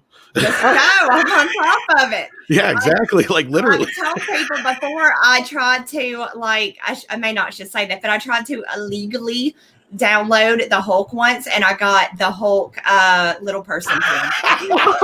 No, I watched the whole damn thing too. I will admit it. I finished it. I didn't turn it off when I realized what I got. I understand this woman. He was like, probably like people. Speaking of Mandy, I guess we got a super chat that we did miss before the show started, and it was from Matt G. If you can read that real quick, Mandy. I think it's aimed towards you anyway. Okay. So, Matt G, thank you so much. Like, oh my God, various people, you're late. And you're like, not on time either. Like, what? Thank you. But it wasn't my fault we were late. So, it was mine. It was all my fault. All my fault. 100%. The girls were all sitting patiently. We'd already done our hair and makeup. He called me like 3 fucking times. I was like, are you awake? No. No. If I don't answer my phone, I'm either A, not awake, on a stream, or dead. That's it. Oh. No, don't be dead. That's not allowed. No. Yeah, there's only one time I'm going to be able to pull that one. So yeah, you're only getting one shot at that. Yeah, exactly. So where do we? You can't use that excuse but once. It looks like we just have Eric DeHoff left with 99-cent super sticker. It's a sleeping face. It's true. We are on late. We are on late on Mondays. So if that's everything, do we want to pass it on over to Mandy and let her start her topic? Absolutely. Let's do that. Let me just double check to make sure we didn't get any more super chats we didn't miss. I don't think we did. So I think we are good. Yep. Yay. So are in the same, breath that we just got done talking about the stupid tweet that goes along with Cobra Kai. Well, we got a dumbass that goes along with Soul. I'm going to go on and pre-warn you guys. There are spoilers in this. If you have not seen Soul yet, I'm going to drop a couple of things just to get my point across. So basically, Soul was released not too long ago. For those of you who have not watched it, I would like to say, beautiful movie. Great story. It was done amazingly. And it's not quite, for those of you who are like me and watched Inside Out and kind of started thinking about becoming a cutter from the depression after watching that movie. This one is not that bad. Pixar has, in my mind, kind of gotten a reputation with me of making me leave the theater like really sad. Like every movie's been like Old Yeller type stuff. So this one was not that bad. This is about a character named Joe Gardner. He is the first Black character done by Pixar. Again, beautifully done. Beautifully. I think everybody on the panel will agree. They highly enjoyed this movie and thought it was great. Oh yeah, this was honestly what amazed me was the contrast between the sort of the before and the afterlife, like the before life and the afterlife, and how this was very stylized and abstract looking, and but the brilliant animation that you got while he was on Earth, right? And so somehow they managed to nail these two very opposing styles and just do it perfectly. And it looked, God, it was straight up just gorgeous to watch from beginning to end. And the story was really compelling. It was gorgeous. New York I've never seen New York done so beautifully in animation. It's gorgeous. It is a gorgeous movie. But let's go right into this article. And this woman that I now do not like, she starts it off with, I wasn't sure if I liked Soul, Pixar's latest film, up until the final moment. So you can tell she's on top of shit. She literally sat there that whole movie and was like, do I like this? Instead of just watching the damn movie. So she goes on to say, this isn't easy to say. I'm a big Disney fan and went into Soul expecting great things. But when watching the film, I felt like the studio had taken a few steps backwards after the release of Disney's 2018 blockbuster. No, go fuck yourself with a rusty pike, you twat. Right. Oh, it gets worse. It gets so much worse. So then she goes on to kind of explain. I won't read her explanation. Basically, like I said, it's the main character is Joe Gardner. He wants nothing more. He is a musician, a music teacher at a middle school, but he wants nothing more than to get his big shot. He wants to play jazz. He's, his whole purpose in life is jazz music, and that's what he wants to do. In the movie, very early on, like in the first 10 minutes or so, he gets that opportunity, the opportunity of a lifetime to play in a club with this amazing jazz musician. Of course, being that the name of it is Soul, you can go on and assume shortly after getting that, nailing that audition, he passes away. Now, he dies down a manhole. He falls in a manhole. Yeah. He does. Damn it. He falls in a manhole and he passes away. So he starts freaking out about, no, this is my chance. I just got my big break and no, I can't right now. So he ends up trying to run away from the death situation, and he ends up in a new place where he meets, he's still passed. He meets a little girl, but it's not really. He meets another soul. He is in what is called the Great Beyond, and their story is, every soul is, given their personality, given their traits, given everything, and then sent to Earth to live out their lives. So there is no race. They're all little blue blobs. You're a soul. They're fucking squishy Smurfs. Yeah, they're squishy little Smurfs, basically.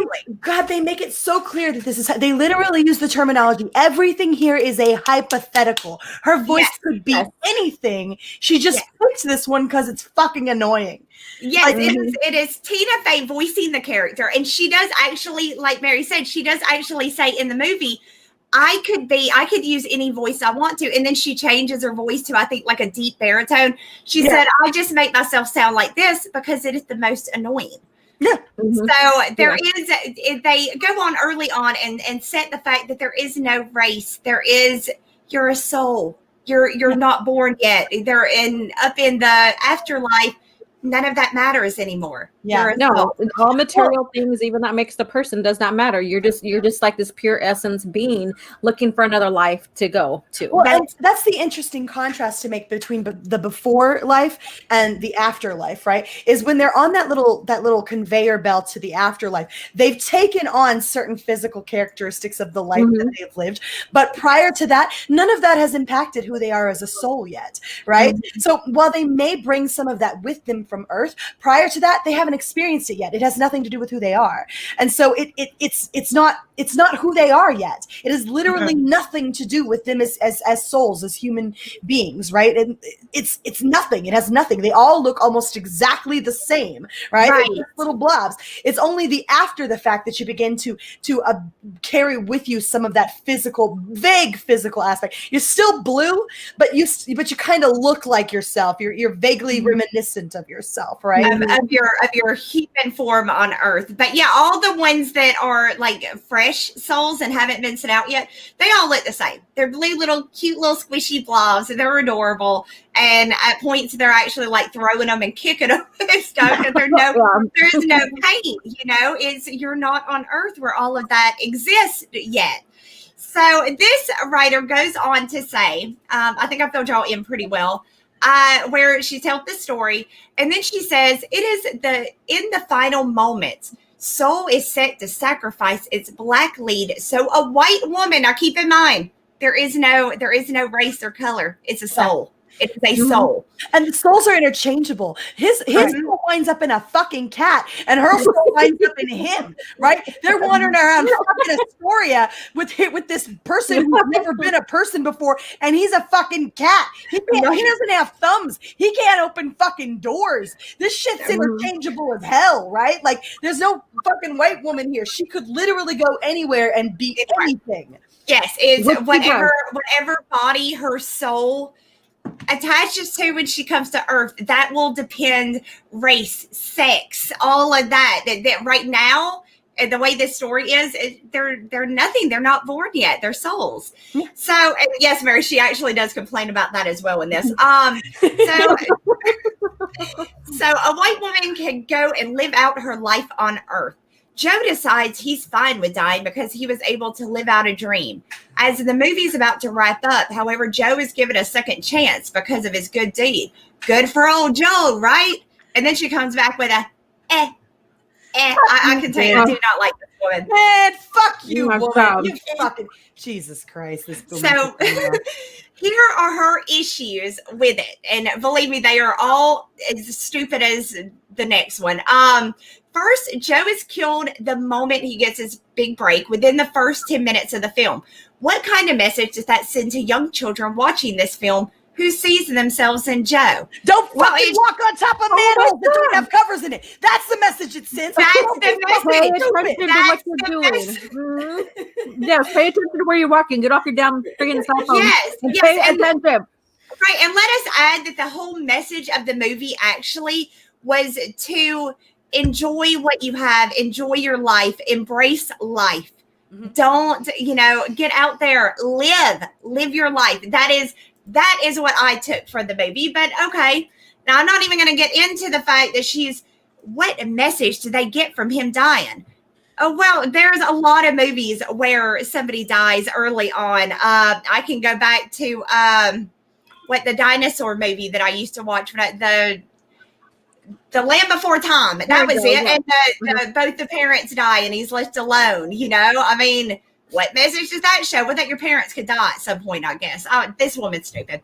What is the fascination with people wanting to put themselves into the character instead of just watching the character and getting to know them? Exactly. Why do you have to? The point of movies to me is to get different perspectives, see things I've never experienced and be able to experience them in a different way, not just see myself on TV all the time. I wouldn't want to watch myself on TV all the time. I genuinely wouldn't. Okay, her next complaint was, Soul steps into a dangerous trope that has become frequent in animation with leads of color. After Joe dies, we see him turn into a green blob. Oh my gosh. A pattern we've seen. It's fucking blue, you colorblind. It's blue. It's blue. Bitch. Fuck you. It's blue, you dumb bitch. We know we're colors, but thank you for that. But yeah, she said, a pattern we've seen turning black characters into creatures. They're souls. Yeah. He's not a black man anymore. He's just He's what a is soul. it? How did Brie Larson put it? I just see people. Like, like this is the one fucking moment where that's applicable, right? So, like, Jesus Christ, as much fun as we make of that, this is the one fucking moment where that is absolutely applicable. It's not just people. good time in there, Tom. Like, it's not just him who is a blue blob. Everyone's a fucking blue blob, you dingbat. Literally everyone. We're all the same. It is a beautiful portrayal of how underneath the skin, we're all exactly the same. We're all just souls trying to figure out how to get through this shit. That is a beautiful concept. And the fact that you want to degrade that into just the color of someone's skin is fucking racist. Yes. Well, yes. more so than that, it's like this is a lesson for everybody. Again, we underneath our skin, we're all the same. Isn't that what humanity is supposed to be about? Is that we look on the inside of people instead of just judging them by their skin color? That is, yeah, that's been it as long as I've been born. That's been it. You look at people's character, judge people by their character. And not only that, the idea that this movie isn't dripping in Black culture is nonsense. Every moment that they spend on Earth is absolutely saturated with the most rich, beautiful cultural aspects of Black people. And to disregard that as though it didn't happen, it doesn't exist, because while he was in the before and the afterlife, he happened to be fucking blue, not green, you stupid bitch, because he happened to be fucking blue, is ridiculous and racist. They did a wonderful job representing this culture, and you're disregarding that because you didn't like that for a portion of the movie. He was fucking blue like everyone else. Right. And okay, so at some point they brought this fact up, this little tidbit up to the co-director, who then told them he wasn't even aware that was a trope. What the hell are you people talking about? Y'all are nuts, is basically what he said. Ridiculous. She then goes on, it doesn't help that Soul nearly became a white savior, baby. Let me go on and say it does not. It does not in any way become that. But she goes on to say, when Joe winds up in another area called the Great Before, he gets paired with Faye. Okay, this is where she's telling you about how he meets the other little soul. But Joe, let's see, when Joe finally returns to his body 40 minutes into the film, 22 accident, which is the little soul's name, 22, because they don't have names because they're just souls. They'll be given names on Earth. 22 accidentally goes back to Earth too. Joe doesn't wind up back in his body though. 22 does. Yep.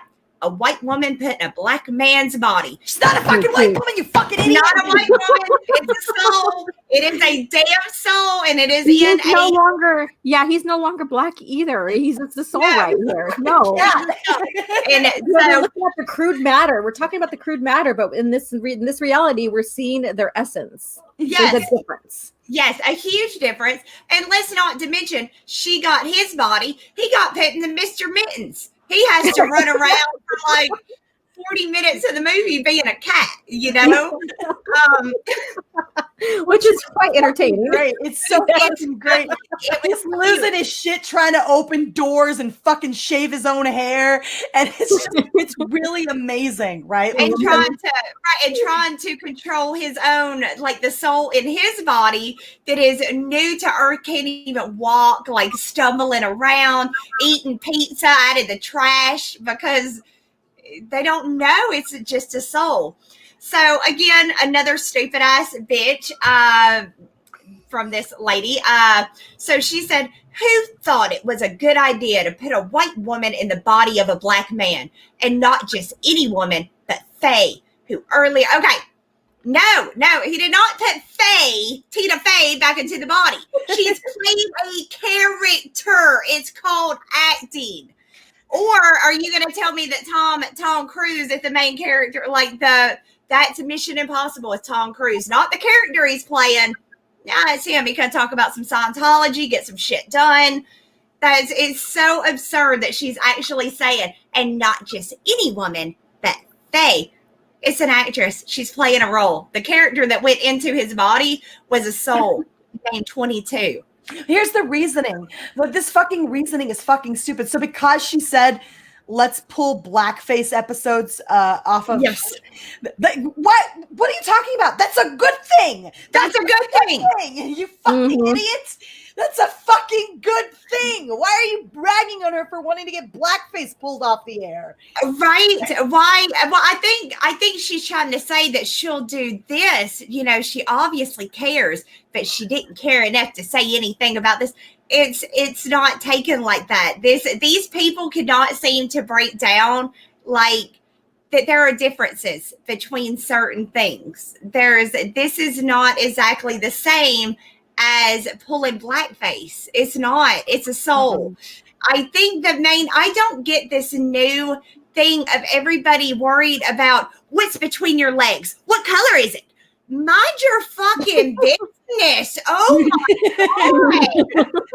It doesn't matter who this guy's over here plowing. Let him do it. Don't he ain't plowing you. Let it fucking go. This whole and I don't enjoy the show. No. I don't get this at all. But okay, so she goes on and talks about that, and then she goes on to say, predictably, 22 eventually leaves Earth so Joe can continue living. It raises another question. Why does a dying black man have to help a white woman live? Oh, because she's not a white woman and he's not a black man. They are souls. Everything does not have to be about race. It doesn't. It does not. It's okay. Oh my God. So, I don't understand why she's acting like, can we like, and I agree, let's set the race thing aside for 2 seconds. Why do you live in a world where you don't understand that common human decency dictates that we help one another, that we be there for one another, that when we've spent any measure of time together, as these two do in this film, that we get to know and care for another soul, and that we find it as our obligation, the measure of decency, to simply unite and come together when we see someone else in crisis, right? That's what separates us from the fucking animals, you psycho. Exactly. And you notice in all of this article that I'm going to go through, she at no point brings up the fact that it is a white man, a white human man that is in touch with himself enough to go to the great beyond. And he is actually the one that tries to help both 22 and Joe fix the issue where they kind of get that little, she's in his body and he's in a cat. It's completely selflessly, I might add. I gotta give the movie props for that. Just to help another soul. Yeah. The race is really, they did make the main character a black man, and I think that was beautiful. I think it is, again, gorgeously done. But at the same time, this is not one of those movies that is shoving their cultural appreciation in your face the entire time. It's beautifully done. It's a gorgeous movie. So yeah, she goes on with that, and again, bullshit. And then that's it. She's like, that's not all. If that didn't make you hate this movie, just wait, I got more. So she goes on to say, it happens when someone goes searching for Joe on Earth. Knowing he's trying to cheat death, a character mistakes another black man for Joe and traumatizes him. Being mistaken for... No, this is such a misrepresentation. Such a misrepresentation. He saw Joe walking his way, right? And then he dips back around the corner and preps it, assuming Joe is, or 22 in Joe's body, is still walking his way. And then the other guy happens to be there instead. He didn't mistake that person for Joe. He simply made a calculation that didn't pay off. You're fucking misrepresenting what happened, you dumb fucking cunt. I swear to God. Swear to God, this kind of shit pisses me off. This is not like, oh, they all look alike to me. No, he's a fucking not pixelated, he's a fucking amalgamous shape of weird little shapes that's all stuck together with some weird Australian accent. He doesn't fucking know what black people look like or white people look like. He doesn't give a fit. He fucking made a calculation and was wrong. He wasn't going, oh, they all fucking look alike to me. You fucking retard. What the hell is wrong with you people? That's perfect. Exactly. That is, they told this this writer obviously either just picked, she changed what actually happened. She just straight up lied with that one, because that is not how that played out. Sorry. Like a Pixar movie would have put that into a kid's movie and been like, yeah, that's all right. No, that is not how it played out. It was done, like Mary said, there is rational reasoning for why that happened. So she goes on, you know, those are her bitches, but she does come in to state some things that she likes. Some of this I agree with. Again, some of it is like, there's a gorgeously animated scene that perfectly captures what it feels like to get lost in the zone. And yes, I totally agree with this. During that, he does talk about the zone he goes into when he's playing music, where nothing else in the world matters. It is him, it is his piano, and he zones completely out and just, you know, goes to another level almost. And I think anybody who has something like that, you know, me as a writer, I do it when I'm writing. I know a lot of artists do it when they are drawing, and they just zone out, and they become what they are doing, as opposed to being in their head anymore. It is all focused on that. And they do a beautiful job of showing that. I agree with that. She says an hour into the film, there's another beautiful moment between Joe and his mother during a conversation about pursuing dreams, even if they may fail. And again, that was a beautiful conversation where he gets his mother's approval, and he basically tells her, I don't care if I fail. I got to try. This is what I want more than anything. So it was beautiful. It was beautiful. But then here's where she fucks it up, because she's always this. Yeah. I wish the film focused on and channeled more of its energy into that relationship and Joe's own life rather than his bump in with 22. The whole fucking movie is about the friendship between Joe and 22. I don't want to watch a 2-hour movie where this guy's getting approval by his mom. Yeah. I might, but I did not with this one. It sets it up beautifully, and it comes back to it when it needs to. It really does. It does a great job of setting up the conflict between him and his mother. But it's not a main. I mean, what he wants to do with his life is a main plot point, and ultimately she winds up being supportive of that, right? But it's not his mother's approval per se. It's that opportunity, and what it is he's chasing with his life is the main point of the story. Is what is it, that appreciation of life? So the difference between Joe and 22 is that Joe has decided that his life's purpose is jazz, and what he never realized is that in the process of thinking that his life purpose was jazz, he missed the life going on around him.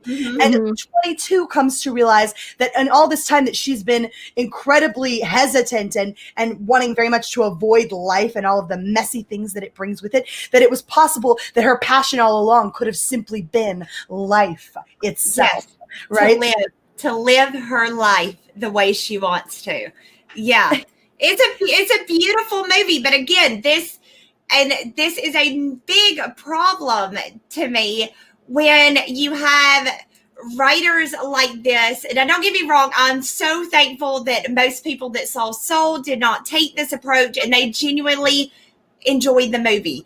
Because what this is going to do, if you keep attacking movies with different races and different sex and different, if you attack them for not being woke enough, people are going to stop writing about these amazing characters. People aren't going to want to write about, you know, the life of Black Americans and Black people in general. They're not going to want to focus on that, because they're not going to want this kind of hate coming to them when it's unnecessary. This was beautiful. It is a beautiful movie. I recommend it to everybody in the chat. If you haven't seen it, it's a kid's movie. It's a Pixar movie. But it's got some really heavy adult themes. It's got some really heavy adult themes. Mandy, I just got to say this once. I love you to death, but I have looked for the normal speed button now for like the last 5 minutes. Oh, you're talking so fast. I'm like, do I have it in 1.5 speed again? I don't have any problem understanding I didn't her. have any problem understanding her. She's just like, click, click, click. I'm just like, whoa, slow down, girl. I'm a fast talker, y'all. I'm I not like to- bashing it. I'm just like, holy cow, she can talk fast. I'm long-winded too. But no, this great movie. I highly recommend it to everybody to go watch it. Do not listen to this dumb bitch right here. And don't listen to her. She's a dumbass. She is a hateful piece of shit that is never going to find any happiness in her life if she can look at this movie and this is what she gets. She is literally one of those people that are walking around asking you what's between your legs and what color is it, and if you don't give her the right answer, you're in trouble. Well, because she's sitting there talking about, oh, well, I wish it had just been about the story between him and his mom. Look, woman, I'm sorry, I know I probably got us demonetized earlier by calling her a cunt, but she's a fucking cunt. Look, lady, if what you get from this when you're watching this is just that it should have been about him and his mom and his then you miss the point. You miss the entire point of the movie. You are so focused on hunting up the negatives of the movie that are made up in your own fucking head. Negatives. You didn't take a second and actually take in what the movie was about, which is live your lives. It's a beautiful concept. It was a beautifully written concept. And this woman just sat there and was negative with a stick up her ass the entire movie. Yeah, this is insane to me. I don't know how you're not moved by this beautiful display of complete dismantling of the color line between people, right? This wonderful display of just humanity and what it means to appreciate life around you, right? Yeah. Like it's in that simple moment of watching, those little, I don't know what those seeds are called, but the ones that are little helicopters and they spin down or whatever, those seeds. I was going to say chia, but that's not chia. No.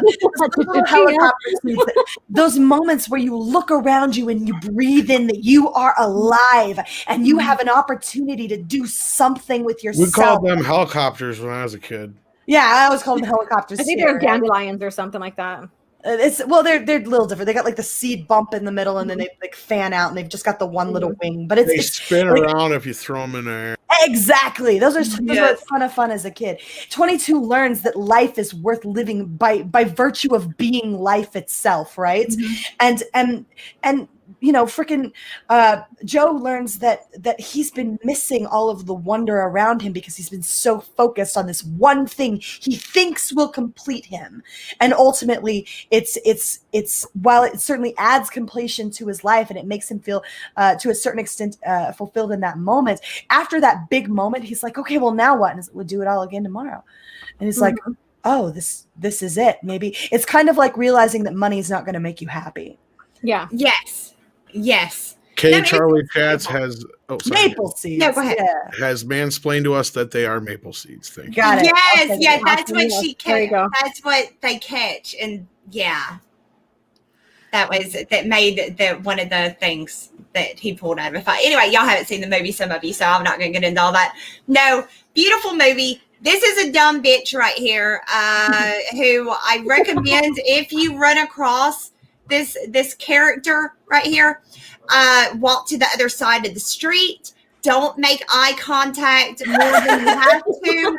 Just keep your head down, and maybe she won't find out. Maybe she won't see you walking and decide that you're walking too Are there any telltale manly. signs that we know who she is? Does she have blue hair? Maybe? Yeah, no, she's literally, this chick is she's just some white chick who fucking white knighted for black men, and Kirsten Acuna is her name. She was fucking white knighting. Kirsten Acuna Matata. No, she is. There is no Acuna Matata for her. She is just a mean. What a hateful, wonderful phrase. She is a mean, hateful, sniveling little bitch, and I've got no time for her. So. Yeah, I could not agree more. Do we want to get to some of these super chats over here and then get on to our final topic of the night? Yes. All right. I think I read the last one. So do you want to grab this one, Alora? Which one? Physical. We are picking up on. Yep, that's the one. The physicality. Yeah. Okay, the physicality channel at $5. Thank you so much. Jay did threaten Dee not to come to the party. This is why Miyagi made him him a shower curtain costume, which made him invisible. Oh, I think we did get that one because we were saying I don't think we remember him ever threatening him not to come to the party. Okay. But, All right. yeah. I think we got a previous one, and he was just reiterating with. Oh, okay. Yeah. I still don't remember him ever specifically telling him not to show up to the party. I 'Cause, mean, he may have. I haven't seen that in a I while. don't remember that. I am not the one on this one. No, I remember. I I know. it was Okay, the I can prom. quote the movie. So Or it was like a dance, right? It he was wasn't more so. necessarily a He's like I want to go, but I wish I could go as the Invisible Man. Mhm. That was all, and then that's when Mr. Miyagi gets the idea. But yeah, All right. You want to grab Abu Nas there, maybe? Of course, a bonus for $5. Thank you so much, Lovebug.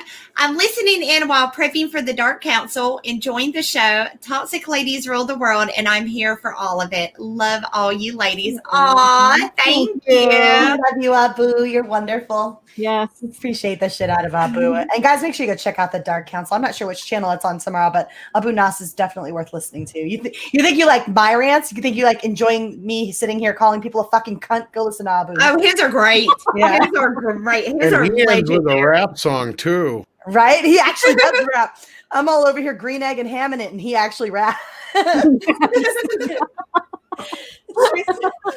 Trace of Salford dies says she didn't watch this wondering, do I like this movie? She watched it thinking, how can I present this movie as ist or phobic? The same tired, boring SJW nonsense approach to journalism. No, I agree with that. She did, yeah. That's what's so sad and pathetic about all of this is, lady, you missed out on something beautiful. So you could sit there and be angry about nothing. And then you sat there and you lied and misrepresented it so that you could try to get people on your side. Look, if you have to misrepresent the facts in order to state your case, here, newsflash, you don't have a fucking case, you retard. Right. Yeah, exactly. All right. So Willie Woodward at $2. One time I came inside Death's manhole wasn't fun. Okay. Because that's where he died. I'll tell you what children learn from this. Don't fucking walk over manholes without lids on them. What does that say to some poor little black kid? I don't know. Don't be fucking stupid. Seems like a reasonable thing to try to convey to children to me. I would like my kids to not be stupid, and when they're walking, avoid manholes and shit like that. Yeah, but that's what I would prefer. If that's the lesson they take from that is, wow, I really need to look where I'm walking. I'll take it. Or I'm gonna fucking Bugs Bunny die like fucking Joe over there. He did straight up Bugs Bunny died, didn't he? Like there's no left at Albuquerque waiting for you, man. You're dead. You're fucking dead. Oh God. Okay. So Kenneth LaRocque, I think I said that right. For 5 Canadian. Thank you so much, Lovebug, and I'm sorry if I butchered your name. Pair character lifting some weight, saying "keep it up." Yeah. Right. You read that, and all I could think about was the Kool-Aid Man, like hulking it up and bursting through a wall. Oh yeah. Anthony Erebus for $1.99 says these degenerates look for anything problematic, but that's the problem, is that there's nothing problematic in this. You have to start making shit up in order to be upset about this shit. It's ridiculous. Absolutely ridiculous. Go ahead, Laura. Okay, Diego Flores. I don't know if this is his part of his name or if this is a currency somewhere, but $10. Me and my girlfriend cried after seeing Soul.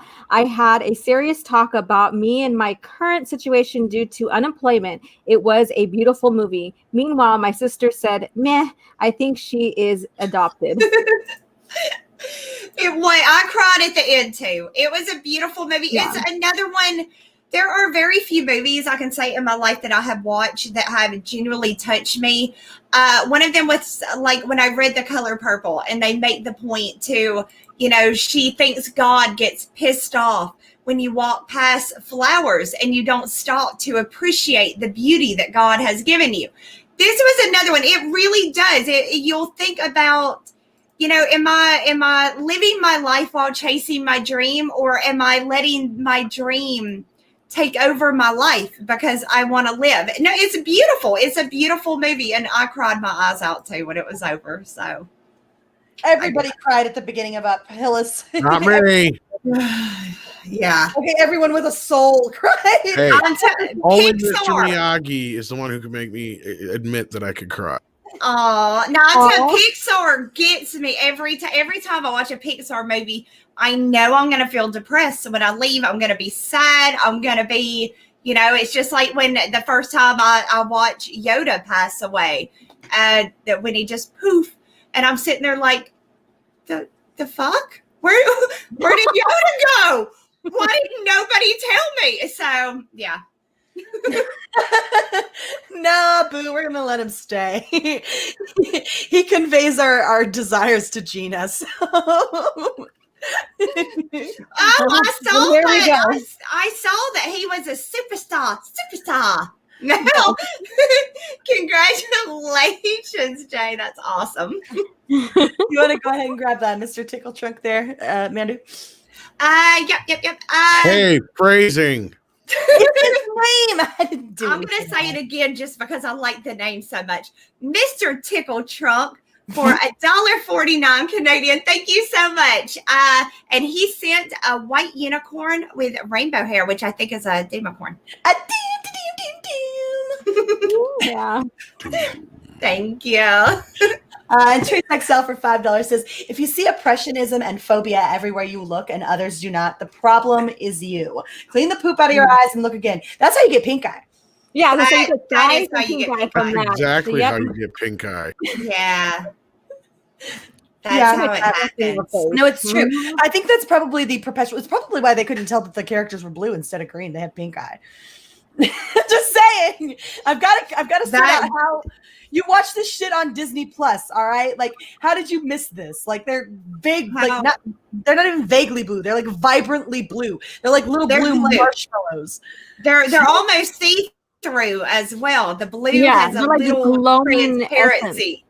Yeah, but they're Force blue, like some Force Go transparent blue shit going on. Yeah, with their souls. But this lady, honestly, and I feel really sad for her if she genuinely thinks when all is said and done, and after the fact, and you're standing wherever your religion will take you at the end of all things, and they say, "What's between your legs and what color is it?" I feel sorry for her, and that's in her mind. That's where it's at. That's what it's going to be for her. Some ladies will literally answer blue. It's a one-eyed, one-horned, flying purple people eater. Randy got what I was putting down. I got you. I've seen some movies of that too. So I didn't get those by accident, but I've seen some of that as well. Everybody in the chat right now is going, "Oh, that's nasty." Why'd you go there, darling? That's nasty. Oh, yeah. All right, you want to grab this, Matt G? What the Lord? I don't believe you. All right, Matt G at $2. Tom, did you cry during Ernest Saves Christmas? No, because he saved Christmas. What is there to cry about? That it was saved? I don't watch that shit. Ernest Saves Christmas is really good, but no, I didn't. I'm trying to think of the few times outside of maybe when I was a real little kid that I've ever cried at a movie, and it's very few. Very few. Yeah. I cry a lot during movies. Like I can't watch anything with Bob Newhart or I cry. So like I was literally, I don't know. He looks sweet and he looks like he just needs a hug. I don't know. But like I was literally like squalling during Legally Blonde too. When he finally got his own dog to walk, and it was really sweet. And he's like all happy with this little dog, and I was crying, and I got made fun of. His own dog. It's beautiful. He got the doggy to walk. I was ridiculous. Yeah. All right, you want to grab this next one here? Oh, wait, is that me? No, who is it? That was I just got done. Yeah, you're up next, Mandy, with Matt G. Okay. Matt G for $2. Thank you so much. Like, oh my God, Mandy, you tried the Doomacorn Doom the Doo. All right, let me try. I would never get it as good as Mary, but I would try. Doom. Oh my I god! love that you added an extra doom in there. That was awesome. I didn't know how many things to It add. was just so Mandy that you just had to add that extra doom. I was in the zone, you guys. I was feeling it, and I stopped when I felt that I was done with the dooms. What she was done Really doing. funny to me was that she, like, her camera sped up right there on the doom. It did. It was cute. It only added to the aesthetic, Mandy. It just added to the aesthetic. That's It was great. great. Shit, internet. No, that's awesome. Willie Woodward for $2 says, I cried like a bitch at Coco and Epic. Hit home to me. I loved Coco. I loved Coco so much. Like, honestly, like, Pixar is my safe haven for good films. Like, when they're not doing sequels and shit or whatever. But even some of the sequels are pretty dang good. Like Pixar knows how to tell a good new story, and I'm just desperate for those new stories. I really am. Are they though? Always? I don't know. Sometimes. Soul I'm was not putting incredible. down Pixar. I'm just saying, like, So, well, like I said, they've been doing obviously some sequels lately, but I think that's mandated by Disney. So some of it Yeah. maybe, but I don't know. I hope this movie's good. I haven't watched it yet. If I enjoy it, it'll probably be the first Pixar movie I've enjoyed since John Lasseter's been gone. We'll see. Well, the whole time you're watching it, you have to sit there and think, I'm not sure if I like this. I wonder if I like this. Make sure you go into it with that mindset. do you want to get the last one here, Laura? Yeah, this one is Hillis Mallory, right? $5. Hello, my name is Doug. I am so happy to meet you, Squirrel. Hello.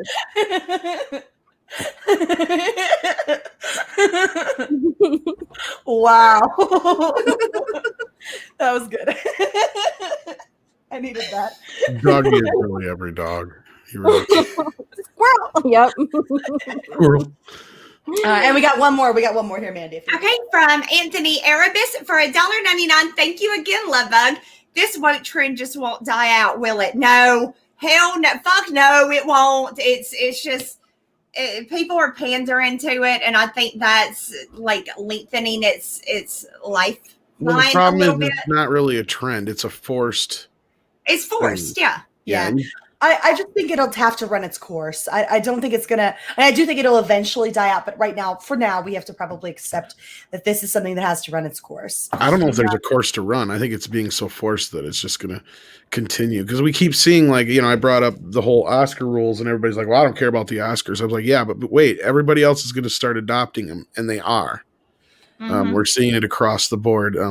Even Gary and Az were talking about it earlier, because I think the BBC has done it now, and there's a couple other studios that have done it, and production companies, and it's very similar draconian rules. And you're going to have a lot of bullshit coming up the road with, this whole world. It's not done yet, folks. The worst is yet to come, I think. But then we got another super chat here from Sammy Rye. All right, so Samurai for $2 says, anyone here watching STD? Consensus. Fuck no, I'm not watching that Not shit. if I don't have to. I still haven't watched the last episode yet, because Andre hasn't said when we're going to review it. So, yeah. But, yeah, I think with that, then let's move on to the next topic. All right. So, as you guys may have known or heard or whatever, blah, blah, blah, we're going to try to censor this word a little bit here. Dolphin love works best for me. Is that I'll try to remember dolphin love, Tom. I make no promises on that front. Dolphin love. It's Wonder Woman 84, where she took advantage of the body that Steve Trevor, quote unquote, inhabited. And we got the stupidest freaking defense I have ever heard in my entire life. Now, we're not going to read this entire article. We're just going to get down to the defense of it that Patty Jenkins freaking retweeted. Okay, this shit is legitimately stupid. So it comes from a user named Dustin Phillipson. He said, my defense of @Patty Jenkins and hashtag Wonder Woman 1984. 1984 is the usage of the body swap trope. Now, it is true that there is such a thing as the body swap trope. It's a thing that we've seen in things like Freaky Friday, in things like Big and other various movies. Like there is such a thing as a body It's swap. kind of closer to Heaven Can Wait, which was remade as Down to Earth with Chris Rock. Mhm. So Yeah, no one's denying that there's a body swap trope, right? Yeah. The way that they're using this to defend themselves is the problem here. So I'm going to go ahead and pull up. Let me see if I can find the rest of this freaking tweet. This is really freaking stupid. Here we go. Well, I'm not sure it's actually in here, the actual rest of the tweet. So let me switch the screen that I'm sharing, and I'll just pull up the changing music. Thank you. So, there we go. Got it. I get paid the big bucks for something. Well, you bring the link, Tom, and that helps immensely. So my defense of the Patty Jenkins and the Wonder Woman's usage of the body swap trope, plus a link to the body swap movies wiki, which is just them explaining the body swap trope right there, which is really not very applicable to this particular moment, right? But I'm linking the body swap trope genre or movie genre. If you can't see that Patty Jenkins was playing with that trope and even intentionally pointing out the problematic nature of all these movies have to skirt around, then I think you need to re-examine a beloved 80s fantasy movie like Big with Tom Hanks, where he's a 12-year-old in an adult body and has sex with an adult female, making her a statutory rapist by default. The movie implies that if you revoke your wish, then much of the impact of your wish is revoked. Hence, even the sex Diana had with the guy possessed with Steve may have actually been eradicated from the movie's fabric of reality. Bullshit. Bullshit. This is not true. All of these people remember this shit. They all remember this shit. It happened. His son walks in and he remembers. Pedro Pascal's character remembers. Diana remembers. Everybody knows what the hell happened, right? It doesn't eradicate it from the movie's fabric of reality. She literally recognizes the guy at the end of the movie. No, you are lying. You are literally lying right here. So Patty Jenkins retweets this. Honestly, I think is a desperate bid to find something, anything to validate the big mistake that she made in this film, right? The movie implies that if you revoke your wish. No, it doesn't. No, it doesn't. Where? Citation needed. Please point to the spot in that movie where it implies that if you revoke your wish, that the impact of your wish is revoked. Bullshit. Yeah. No, I don't know. That's the impact of your wish.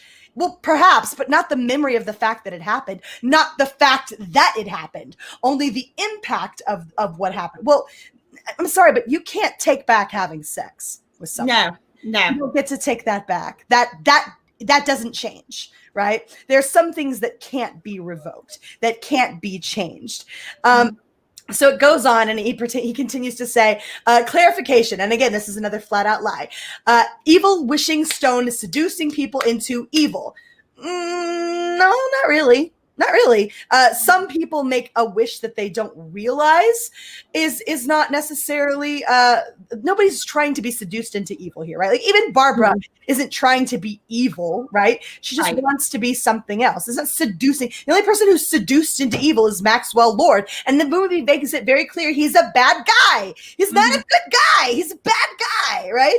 They make that very clear. The consequences may make that person lose their humanity, as Barbara exemplifies, right? But that doesn't mean that the stone itself seduced her into evil. You're lying. You are lying. You are writing something that the writer never put on the screen in front of us.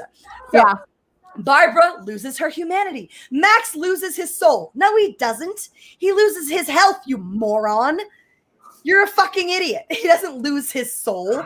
He chose to do this before he ever got the stone. It was literally something he was attempting to do. It was a plan he had all along, right? This was something he didn't lose his soul to it. It was something he was doing before he was ever even in the presence of the stone. And then it goes on to say, Diana loses her powers / becomes seduced by a lie. No. You don't get two problems. You don't get two backlashes. You only get one. She loses her powers. Just please chime in. I'm sorry. I didn't mean to talk over you. Who? Oh, I thought Laura was saying something. Oh no, I was agreeing with you. I'm sorry. I'm just listening and agreeing and taking it all in because I almost finished this movie but I just stopped watching. So I can understand that.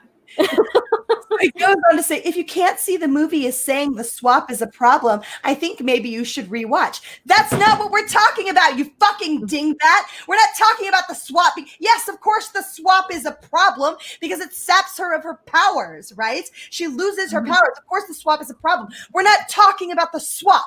We're talking about the fact that she slept with a man who couldn't consent. And that's on within the story, that's on one person, Diana. But you wrote that shit, Patty. You wrote that shit. Not because Diana was seduced by evil. There's no indication that she was seduced by evil. None whatsoever. She made a wish. Was seduced by that sweet D. There's absolutely no indication in this film that Diana was ever seduced by evil. Perhaps that she was in love with Trevor and was willing to look beyond the fact that he was inhabiting another man's body. Mm-hmm. She's the one who met with humanity halfway at the end of the movie, where she's literally reminding all these people who were quote unquote seduced by the evil stone and reminded them of humanity, and they gave up their wishes, right? They gave up their freaking wishes. You can't take back having sex with someone. So glad that's true, right? Still the yes, exactly. I take it back. And thank you for the super chat, Willie Warner. And I also want to point out that Big was directed by a woman. Mm-hmm. I would like to add that Big is completely a different fucking scenario. In Big, he does age overnight, but it's his body. It's not somebody else's body getting an unconsented porking. He was a 12-year-old boy in a man's body. He was happy to take the porking. So, no, she would have, after he changed back, if he would have been, after he changed back, if she would have been like, dang, I'm still into it. Okay, that's sick shit. But she made love to a man that worked in the same office as her that was obviously over the age of 18. And again, it was his body. It was just aged. It is still his body. That is completely different than what happened in Wonder Woman. Yeah, and you don't get to put that on that one. Oh, she committed that. No. There's no intent there. She had no idea. That's why people like try to use the excuse. Oh, she told me she was 18, right? Yeah. Because that's a fucking defense, right? That's a fucking defense. I thought they were 18. If you genuinely fucking thought that someone was of a consenting age, and in this case, why the hell wouldn't you think that in regards to freaking Tom Hanks in Big, right? If you think they're of consenting age, having sex with, I'm sorry, I don't fucking ID everybody. Well, I don't have sex with people like that, so that's not. Well, God, that's. You want to know something true? Hold on, this is truth right here. I was actually working. My ex-husband, when I met him for the first time, he looked so young. Like, he really did look very, very young. And when he told me that he was the same age as me, I didn't believe him, and I ID'd him. But that's because he looked young. He looked young, right? Like, and so it was incumbent on me in that moment to actually check his ID before I continued said flirting with said individual, right? Because I felt that there was a question in my mind of whether or not this person was old enough for me to engage with. She didn't want to go cougar status. That's what it was. I'm trying to do. I remember when I had my first beer. Fun story, right? I think Sketch Therapy in the chat got it perfect. He got Cosby'd while Trevor played Weekend at Bernie's in his body. And yeah, that's that pretty much sums it up. Cosby. Wow. No, that is bad. But this is such a misrepresentation of what the movie itself represents itself to be. And Patty Jenkins fucking retweeted it. Look, lady, it's not that fucking hard, okay? Take your licks. You made a bad choice. You allowed Wonder Woman, our heroine of the movie, to decide to, how did you put that, unconsentingly pork a guy. You let her do that. You had her do that. You made that choice. This is on you. Take your licks. Own what you did. You made a mistake. And here's I've said this so many countless times. The problem is not in the making of the mistake, right? You could have overlooked this. You're not a writer, right? You're not a writer. Clearly, you're not a writer. Yeah. You were not meant to be writing movies, and that's fine. You're not a writer, and that's okay. But take your licks. You made a mistake. You wrote a poorly constructed film. You had our heroine do something reprehensible, even if you didn't think about it while she was doing it, right? So step up to the plate and own that. Okay, maybe I'm not suited for this. Maybe I shouldn't have taken on the entirety of Wonder Woman 84. And maybe there's a reason people aren't liking this film, right? Takes Willie. Thank you, Willie. I appreciate it. Like, I'm sorry, but that is a phrase, by the way, to take your licks, right? But like, step up to the plate. You're phrasing. You're retweeting this guy who is ham-fisting a very poorly constructed excuse for what it is that we saw on stream. Nothing about the movie that was presented to us in any way conveys that Diana was seduced by a lie, right? No, she knew what he looked like. We know she knew what he looked like. And Diana still had the good sense to, in the end, make the choice to save the world and let Steve Trevor go. So she should have also had the good sense to not violate this man's body just because Steve Trevor was in it. You made that choice. And this is a horrible excuse for what you did. This is ridiculous. And she needs to thank her lucky stars that she was doing Wonder Woman and not a male road movie. Because if you would have had a male do the same shit Diana did, everything would be canceled. You would have a hate mob the size of fucking Texas coming after you. Yeah, the Confederates are busy. Yep. Yeah,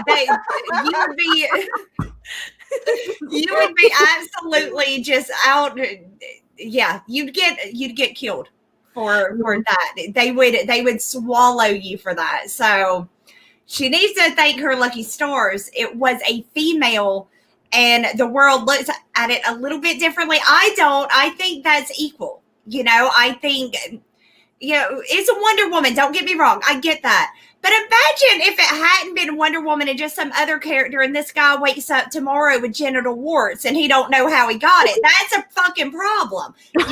Not only that, she's never had sex with a mortal as far as we know. How do we know she couldn't just tear his dick off? Right. What if she would have clinched and just ripped it off or something? We don't know.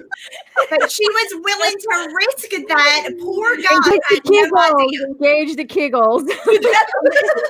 That's a fucking good point to make. Like, that is literally the joke that everybody makes about having sex with an Amazon, right? Is that's how you're gonna fucking die, right? Not just that, but everybody always points out, the whole bit about Superman. Can he actually really do anything? Like, that's been the whole question. And even I love how that movie Hitchcock kind of had fun with that, even though it's in the extended cut. But like where they're doing it and he throws her across the room and. That old bit. Like, that's an actual question to be asked. Like, how would she know if her strength wouldn't kill him? She's never had sex before. Fucking the body Steve Trevor inhabited is literally going to die from death by snoo-snoo, right? Like, that's exactly that's what we're fucking staring down here. We don't. What a way to go. Death by snoo-snoo, see? Exactly. It's a fucking death by snoo-snoo. And look, I'm not saying that's not a way a man might consent. Maybe he would consent to going that way. In fact, most people, I think most. Look, if you gotta go. Sure. I mean, Gal Gadot could be there could be a much worse ways. There's worse ways to go. Never given the opportunity to freaking make that decision for himself, right? I love this. There's some wonderful responses to this. Steely Danielson says, the movie implies that if you revoke your wish, the impact of your wish is revoked. Except the film literally says the exact opposite of that. In the military command center, officers are acknowledging that missiles are mysteriously going away. In that scene, the film literally says that everything you just watched actually happened and that all of the characters remember it. It's stuff like that which drives my comments about the film having no in-story internal logic. Yeah, exactly. 1,001%. This is absolutely something that happened. And I'm sorry, you can take the nukes away. You can take the missiles away before they actually hit, right? But it doesn't change the fact that that dick was that Amazonian vajayjay, and here we are. Here we freaking are. There was an exchange of fluids, and they weren't Steve Trevor's. They weren't. Right. Hey, phrasing. I'm just saying. And there is no consent. So Mm-hmm. again, she needs to just accept it. If it would have been a male in the role, if it would have been like Wonder Man and this happened, people would be raising fucking hell. She needs to just be thankful that it was Diana. And, as fucked up as it is not frowned upon as badly as it should be in our culture. Just, she needs to be thankful. But I think the lying and acting like, what I do? What the fuck? Own up to it. Be a fucking woman and own up to the fact you made a poor decision. You didn't think that through. Yeah, well, she's just going on this is double standards. That's all this is double standards. It's like what they say, do as I say, not as I do, or whatever, unless I put it backward or whatever. And this is what we're seeing here, because again, like, we've been reiterating, is that, it's okay for her, but if it was the opposite sex, no, it wouldn't be. No, everybody would have lost their absolute shit over this. And I love this commentary that's made right here by a user named Andy. She said, this is a deliberately obtuse take on the critique people have made about the film's treatment of consent. Because Steve possesses Handsome Man, they don't swap. And it's unclear whether Handsome Man went while Steve was using his body. It's not analogous to Big, which had its own problems. It's not analogous. It's not at all analogous to Big. But because, and in what world, like, let's just say, for the sake of argument, let's say what you're saying is completely true, right? Let's say that's correct. Why the hell does Big making a mistake like this validate this mistake? Why the hell would Big doing something like this make this mistake okay? Make this acceptable, right? No one's, I'm not defending Big here. I don't think Big needs defending here. No, but I think you're right that they're conflating the two. I think Andy very well pointed out the two are completely different scenarios on top of, both of them, let's face it, are fake as fuck. Well, they're not going to happen, but still. Of course. We were talking earlier, Mandy, where we were talking about like Freaky Friday is another body swap story, right? Where you have this opportunity where the two people have inhabited one another's bodies, right? And the whole point of the conflict is that they don't like what each other is doing with their body. But at least there's a voice to be heard in this process. That's part of where the humor comes from, right? Is that they don't want this shit being done to their body. They don't like it. It's their body. Stop it. Knock it off, right? But Wonder Woman never acknowledges this. It never points at it and says, hey, you've taken this man's body from him and you don't have a right to do that, right? It points out that you're losing your powers in order to keep Steve, right? It never in any way indicates that taking this man's life from him, his body from him, is a moral conundrum for Diana. It never does it. In fact, quite the other. It gives it a wink and a nod at the end where they're literally standing there flirting with each other. And he clearly has no memory of anything that has happened, so that argument can go out the window right there. It's really absurd how she has the gall to look him in the eye after what she did to him. Tells me that this wasn't an in the moment issue, right? The fact that there's no remorse there's no remorse demonstrated. She doesn't look down and realize that she hurt this man. No, it's never even addressed. It's never even pointed at. No, Patty Jenkins, stop pretending like you knew what you were fucking doing, because you never considered it. Yeah, and you can liken this to date rape, because when someone gets drugged for that purpose or whatever, they don't know what the hell's going on, and this is exactly what he experienced. He did not know what's going on. He didn't know. She knew exactly what she was doing. Just like a person who commits date rape, they know what they're doing. They're drugging the person. She didn't drug them, but she used them. For the sake of another spirit, and we're gonna go back to that, another spirit, inside that body and stuff. And then so they're saying that's okay. So date rape's okay. So this kind of thing's okay. So think about the message that this is saying. If you really get into this and really dissect it and stuff, just imagine what that tells. Everybody, like, overall, it's like it's okay to violate someone else's body, right? She's just trying to dig herself. She's not a writer. She wrote something stupid. People caught it and they're like, holy fuck, why'd you do that to Diana? And instead of just being like, I was inexperienced, I didn't think about it or something, she's like, nah, it's all right. Y'all are being assholes. It's cool. No, it's not cool. It's fucked up, because I want to be held equal. I want to be equal. I want the rules to be equal no matter who you are. I want equal rules. And if it's not okay for a guy to do that to me, then it would not be okay for me to do that to a man. I'm sorry. And he actually tries to clarify this here even further, which, again, he sounds like a fucking idiot here. Diana was seduced by nefarious dreamstone unleashed by God of Lies. No, it didn't seduce God. Where is this in this fucking imaginary movie that he's talking about? It's not in his head. Was he friggin' high when he was watching this or something? You know? Put the pipe down, motherfucker. So she's unleashed by the God of Lies into a deception/problematic relationship.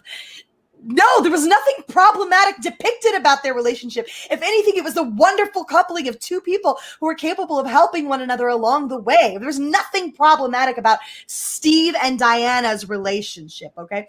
The movie itself is saying it's problematic. No, it doesn't. At no point or juncture does it say it's problematic or point to it. You're misinterpreting the movie's message. It's depiction, not endorsement. Bullshit! It's endorsement at the fucking end when she looks that man in the eye and acts like nothing fucking happened. That's the action of a psycho. That's the action of a sadist. That's the action of a sociopath who can stand there and look someone who they freaking unconsentingly porked in the fucking eye afterwards and smile at them. That's fucking sadistic. I'm pretty sure I saw a whole episode of SVU about this very thing. I'm pretty sure I have. And so Mandy, I love you. And so isn't she supposed to be heading up a new Star Wars project too? Oh, hell. Really? Squadrons or something like that? Patty Jenkins, yes, she's directing Rogue Squadron. There we go. Yes. So good. we're Now gonna she's have got a some whole more. squadron for her to not get consent from. Yeah, so they're just gonna fly away and go, and check out aliens and I love this. It's like, also, I think it was the intention. Diana has flaws. We see that the temptation to take the shortcut is akin to her kryptonite. It's her fucking, I'm sorry.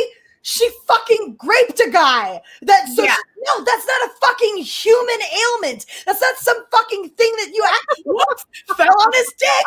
Like, that's not how this shit fucking works. You don't just run around raping people and call it a fucking human. Oh, it's just a little thing she's got to sort out for herself. She's in therapy. It's a little flaw. She just landed on his dick. That's it. Diana has flaws. That's shit you go to fucking jail for, you moron. It's akin to her kryptonite. Fucking raping people is not kryptonite, you fucking psycho. No, that's not a flaw. That's a 10-year minimum stay at the pen. As you go into the big house for a while. That's not a flaw. That's not like, oops. That's not a oops. You literally, plowed this guy without him knowing it was happening. And again, I go back to the STD aspect of this. If this guy, we don't know what's going on with the Wonder Woman. Maybe she's got something that we don't know about. And now this poor guy he wakes up and his balls are all itching. Then it could be miserable for him. All because of her flaw, her shortcut. Babies and her flaw around in his shit. And it's just like asking for a cream. How did you get? I don't know. I've been celibate my entire life. I've got these lightning bugs down here on my goober, and I don't know.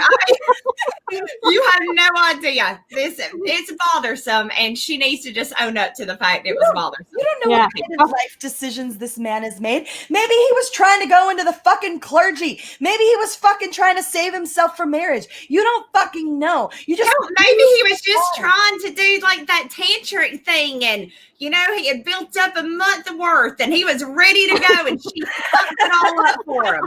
We don't know. But all because of her flaw. She just like lands on the dick, Yeah. Totally. Guys, it's just an internal flaw. She's working on it. She's in therapy. She's talking with Paul. He's great. And so it's like, by the way, they're back in the room, sleeping right now because they're working shit out. He fell on his dick, they're working it out. Like this is not an internal defect that perhaps you should work on. This is fucking grape, right? This is you have taken someone without their consent. This is bad, right? I'm sorry, but this is horrible writing, and sitting here trying to defend it is just another really toxic example of how toxic Hollywood culture is, that they can never stop and take a step back and own their mistake. Why can't we have a little bit more fucking Sonic going on around there? Like, okay, we messed up, let's fucking or or even if you can't fucking fix it, at least own it. At least Own own it. your shit, right? Own your shit. That is such a problem nowadays. Own your shit. It's not that hard to do. It sucks when you have to. Don't get me wrong. Nobody wants to admit I made a mistake. I'm wrong. Nobody likes that feeling, but that's an adult. Own your shit, Patty. You fucked up. You did some bad writing. It's all right. It's okay. We I forgive got you. nothing. Yeah. All right, let's It's like, wait a minute, I lost it. we have a few super chats we probably ought to get to here because I don't feel like there's much else we can say about it. Like, this is a horrible defense, Patty. Don't retweet stupid shit. Well, what I was going to say was, look, there's possibly an excuse for some of this, but she would actually have to admit that the movie was a fucking disaster. Yeah.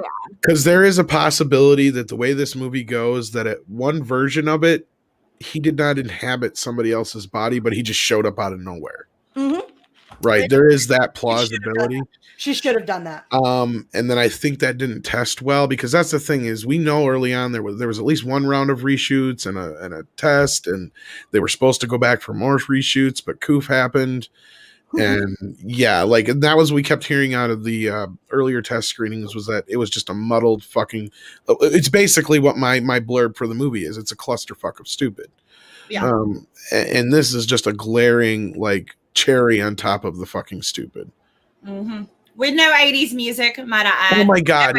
Oh God, yeah, that's one thing right there. I mean, the Cobra Kai did that way better with 80s and stuff. Oh, yeah. So much better. Yeah. Almost It doesn't even take place in the 80s. No, I didn't, but they had flashbacks. It was a flashback. You remember? Not as that, the way the music is used is so brilliantly. Mhm. And I mean, yeah, that 80s music wouldn't have saved this movie, but it would have helped. It would have helped. It helped Batman forever. It helped Batman forever. Couldn't have fucking hurt, that's for sure. Mhm. No. All right, let's go ahead and get to some of these super chats here. We're running a little bit over here tonight, guys, so we apologize for that. Rital for $2. Sorry, I butchered that, sugar. I'm so sorry. $2 says Avatar is a ripoff of Rise of Revenge of the Sith if Anakin was a Gungan. Who's gonna like the sound? Wow. Wow. Wow. Okay. Jesus Christ. You're gonna have a good day on there today. Laura, you want to get Fo Chang? Yeah. So Fo Chang at $1.99. Dana could probably taste the guy's chicken. I know it's supposed to be cock, but I had to be silly. Is it bad that dick tastes yummy? I don't know. I don't know. How would you know? I don't. I've just been told. Face right there. I'm trying to figure out if Tom's like coming out to us or what's happening. Right? No. We did about that earlier, remember? I'm secure enough in my sexuality. So. That tastes great. No, actually, I stole that from Kevin Smith. Short story long, when they were protesting, I think Dogma or something else. No, some other. It was something because he had many run-ins with the Baptist church, and one time it had something to do with homosexuality. So he had one of his friends. They were doing protest signs, and the one said, "Dick tastes yummy." I like that sign though. So for some reason, whenever I can throw that out there, it's funny. Yeah, I'm gonna do it now. Well, I can't do it because I think it wouldn't come off the same if it doesn't come the same. No, it wouldn't play as well for me to do it, but I do like that a lot. Let me jump to the next one with Stone Gassman for $20. Wow, thank you so much, Love Bug. Mary Mayhem is killing it tonight. Slightly off topic cue from hardcore Wonder Woman fan. What did you ladies think of writer-director Angela Robinson's Professor Marston and the Wonder Woman 2017? Better choice than Wonder Woman 84? I haven't seen it. I've seen it. Thank you so much for the compliment. I appreciate it. But I don't know what that is. It's a good movie. It's a have you seen it, Alora? Not yet. Okay, it was on Hulu. I don't know if it is anymore. Okay. It's got I can't think of the guy's name, but he was in The Hobbit. And But yeah, it's basically about the guy who created Wonder Woman. For those who don't know, the guy who created Wonder Woman lived in a polygamous relationship. And not only that, there's a lot of BDSM hidden in the original Wonder Woman comic book. Really? Oh, yeah. And that's kind of what this movie is about. Because this guy actually was like I don't know if he was a sex therapist or I can't recall exactly, but he did like sex studies and all this other shit. And since he was like, all into feminism and all this crap, they had him create the first feminine icon for superheroes. And Wonder Woman was it. So like, yeah, he took all these elements out of his life, and it's really kind of interesting. There's actually better documentaries about it probably than that movie, because the movie itself is a little, even though it was a theatrical film, it does tend to feel a little low budgety, but it's pretty good for a period piece. I'd say check it out. I'll check that out. I don't mind low budget as long as there's a good story. I can tolerate low budget for a good story. Agreed. Agreed 100%. Jeffrey Turner, aka Mega Jetty, thanks, man, for the $2 super chat. He says, $2 for Mary using my late Mima's word dingbat. It's a good word, man. It's a good word. It is good. It is a good one. Your Mima had good taste, my good sir. All right. And Slater at $5, if I may, isn't it convenient she renounced her wish after she He tooed. Okay, he too Trevor. Okay, there we go. Okay, isn't that sinister within itself? Is Wonder Woman now tainted because of this? I think so. So. Absolutely. She got the snoo and then she dipped right the fuck out. Like that's seriously, it's like that's some absentee father shit right there, right? Yeah.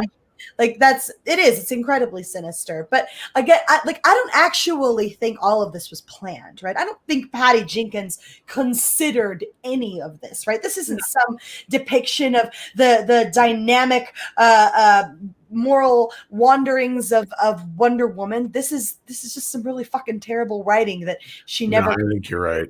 I think it was something they overlooked, and then when they were called out on it, they should have just said oopsie. Yeah, and they decided not to do that. It was a bad writing choice. They didn't catch it. Yeah, that's all it was. They wrote it, and nobody caught it when it was happening. And it happens. I mean, that shit happens.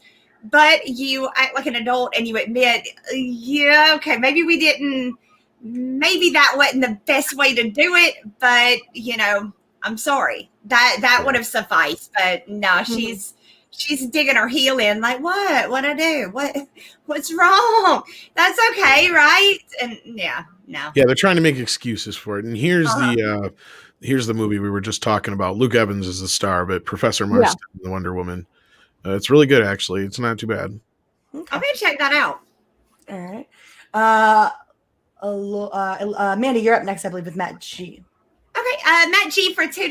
Thank you, Lovebug. Mandy brings that comic skater wisdom. Oh, Lord help us. Bless all of our hearts. Oh, God. She busted out the bless heart. Thank you. Mr. Tickle Trunk for Canadian $2 says, no, they're right. She would have snoozed him. Yeah, he did. Yeah. All right, Mr. Tickle Trunk, once again, thank you, Canadian $5. Wow, the real Diana would have focused on the whole movie on the dude or on that dude instead, or probably wouldn't have. Is that what you mean? Wonder Woman is supposed to have well-defined moral compass, akin to Superman. So that's why I was questioning that. So she probably would have focused more on her moral compass. I'd argue, here's the thing, and again, it all depends on which depiction we're talking about. Wonder Woman, to me, in most depictions in the comic books, let's look at it this way. Batman and Superman would sit there and argue over whether or not it was right to kill someone while Diana was chopping their fucking head off. Well, that depends on which Wonder Woman you read. Right, exactly. That's what I just said. It all depends on which Wonder Woman you're talking about, but she's no nonsense. Like, she doesn't have time for bullshit. But she does have an incredibly good moral compass. Oh yeah, don't get me wrong. Like she does encompass all the things that Superman does to a point, but I don't feel like she has the same moral grandstanding that Superman does from time to time, or Batman for that matter, because she is a big part of, like, the wars of the past. She's obviously had no issues with killing. And I'm sure if she runs into a bad guy, unlike, like I said, like Superman and Batman would sit there and argue about whether or not they should kill the Joker while she'd just chop his fucking head off. Yeah, she wouldn't waste no time. Yeah, she. Let's see who read last. Alora. I think Yeah. read? Yeah. So on Ratal. Yep, Ratal for $2. Thank you so much. Wonder Woman 84 is Revenge of the Nerds Moon Vader BF swap. Oh my god. Yes. Oh yeah, people were making a big deal about that. If you don't know what to talk about, in the movie Revenge of the Nerds, one of the nerd characters steals the mask from one of the jocks and sneaks in with her. And she's the one who initiates it. Sneaks into the moonwalk with his girlfriend and gives her oral sex. They don't have sex. He gives her oral sex, then reveals who she is, and she consensually has sex with him. Let's be clear to this. Mind blowing. Sex. Literally. So much. The prom queen decides, you know what, nerds ain't so bad. That's my guy. All right, Trace XL for $10 says, I feel like Diana never would have made the wish if she knew what she was doing at the time. She'd consider it, sure, but ultimately would decide the cost isn't worth it. She'd find another way. I agree with that wholeheartedly. Diana would never have done that. Yeah, there's a lot of people who have pointed out, like right from the very start, like the whole fact of Steve showing up in somebody else's body, being a superhero, and that goes to what you were saying, Mary, about how Diana's character is. Like, instead of just being like, oh wow, Steve's back, she would have been like, oh wow, Steve's back, but then she would have been like, but why are you here? This is not right. And she would have spent the time investigating what the hell was going on. Yeah. She wouldn't have wasted her time in bed with him. Yeah. Yeah, exactly. Yeah. There we go. There you go. There you go. My Wonder Woman version, but I don't have Yeah, it. you had your Wonder Woman one. Where'd that go? I don't freaking know. That sucks. Okay, and Captain Robert April, and I heard something about this, clarifying that Tanya Roberts is not dead. She is in intensive care. And there was other fake news going around about the whole Batman thing with Affleck. A couple of places are now picking up on it, but I've been screaming at the fucking hilltops all night long that this is fake fucking news. The same article that they're sourcing this so-called story that Ben Affleck is not coming back literally says Ben Affleck will return in the Flash film. So, they're fucking morons. But anyway, that's the New York Times for you. I'm not going to go on and on about this. Yes, we have a couple more super chats to get through. Yeah, so Matt G at $2. Trevor and the host body's cousins are both named Martha. Why you keep saying that name? Why did you say that name?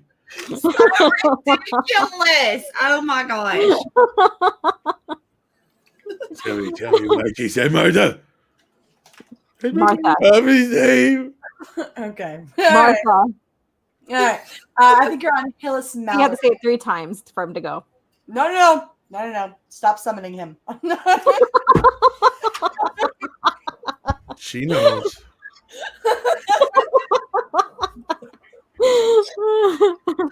God, is it on me? It's you. Yeah. She would know. Bat Tom was invented in the deep, dark depths of fucking shenanigans. So. Yeah, I know right where he came from. And ever since, he's never gone away. Trying to close that manhole for 2 fucking He's a years. fucking celebrity now. Oh, shit. Hillis Mallory for $2. Thank you so much. So, what if Diana has this guy's kid? Yeah. There's another consequence. There's a lot of consequences to having the act of sex. Watch her hit his ass up for child Snoo. Mm-hmm. She hits his ass up for child support, and he's like, "Lady, I don't even fucking know you." And she's like, "DNA says otherwise." Right? Oh my god, that is a nightmare. Mm-hmm. That's going to be the next movie. That's what Patty's got up her sleeve for the next one. They didn't announce it, but she really was pregnant with his love. And then he'll be a deadbeat dad, even though he was the one that was raped. Yes. She uses the lasso of truth on him every time he's late on his child support payment. That's where the next one's going, y'all. The paternity suit you've been waiting for. Wonder Woman custody battle coming soon. All right, Crispy Critters for $5 says, what happens when the ancient gods kill this guy for violating one of their goddesses? He gets tortured for 1,000 years and won't understand. Yes, didn't even get to enjoy the poo tank. Didn't even get to enjoy it, and he's going to have to deal with all the consequences of getting it now, except he didn't really get it. Steve did, but the whole thing is fucked up. You should get to enjoy it if you got to deal with the consequences. Right? Poor guy. Steve didn't even bother to wrap a sapper before he tapped her. And he's all like, this is some bullshit. We were in love. I don't fucking know this woman. I don't She's popping out like 6 fucking or triplets that are all fucking. Oh yeah, you know Wonder Woman ain't gonna have one baby. She'll have multiple. I feel She'll have a litter. Door at 8 o'clock at night. Like, I need you to watch the fucking kids. I gotta go save the world. It's like, I don't know you. I still don't know who the fuck you are. This is another good point that Sketch brought up because he's awfully full of himself and very stylish for a guy. Like, what if he's gay? What if he's gay? Yeah, that makes it even worse. Yeah, because now you're going into the crossing those lines of. There's issues with it, and I don't understand why they won't just admit. Yeah, there's some issues with that. Yeah, they really need. Perhaps not. Just admit it. All right, do you want to grab the Willie Woodward dollar one, Laura, and then the one after that because there's nothing he says. Okay, so Willie Woodward, thank you for the $1 super chat. And then which one? Okay, are we at the JJ one? Yeah. Okay, JJ, aka Sith Lord. Oh, hello, darling. 3827 at $2. Mandy, where's my damn cookies? Laugh out loud. I left them in your back room right before I came over here. I left you cookies in your back room. Wait. Hold up, time out. What's this cookie talking? Why didn't I get any?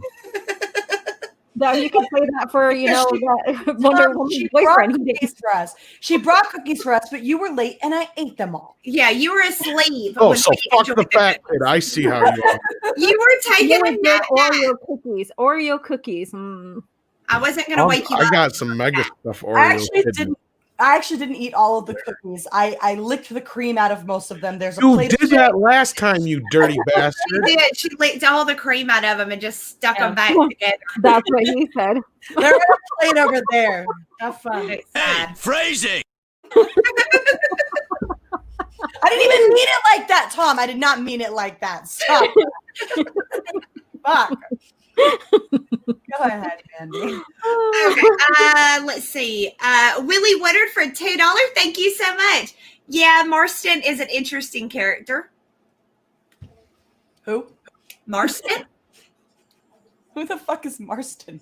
I assumed you knew. Marston is the guy that made Wonder Woman. Oh! Yeah. God. I thought you were talking about like a character. Yeah. I did too. Sorry. We're just talking about the movie about the guy.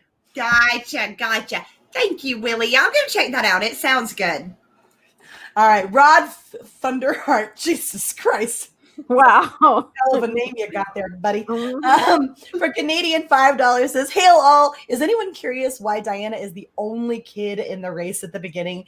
They didn't even explain. Was it a Wonder Woman trial? No. She's literally like the only fucking kid. They're Amazons, right? Like Amazons they don't procreate. There's no men running around. They're just fucking Amazons, right? Diana's the only kid. So, yeah. No, I can't. Oh shit, Tom! Oh my god! You fucking what is that? S&M bastard! Get that shit out of here! That's an original Wonder Woman comic. I fucking shit you not. You guys think I'm kidding? No, I was telling you for a reason. This shit is full of BDSM. Like, here, there's another one here. Watch. It gets worse. A lot of it too. A lot of it. Yeah. All right, Laura. I'll say, like, just all you got to do is type in BDSM Wonder Woman and you get shit tons. And it's not even, you won't even get like fucking porn. I'm shitting you not. There's so much real stuff in the real comics that you don't even get to the porn until you're way, way down the list. So you won't get into the snoo until you're way down the list. No, I shit you not. Like that's how fucking prevalent it was in the early comics. Like it was like it wasn't even hidden. Like he totally like there's one cover where there's this big fucking baby doll spanking a tied up Wonder Woman with a fucking brush, and Wonder Woman is winking to the audience. I wish I would have read more Wonder Woman. Right? All right. So you want to grab the stop spy on me one, Laura? Yes, stop Not only spying that, on okay, me. just before you say that, there's only one way back in the old comics that you could take away her powers by getting her cuffs to cling together like a pair of handcuffs. Whoa. Buddy, Okay. Okay. All right. Stop spying on me. $10. Thank you so much, darling. Jokes aside, almost every scene of Wonder Woman 84 contained either some type of double standard, man bashing, poor CJ, and contrived coincidences that it took me out of the film way too much. I'm angry. I'm so sorry, darling. Yeah, look, I don't hate this movie like a lot of people do, but the writing's bad. The writing's really bad. Yeah. And I think I can acknowledge that, right?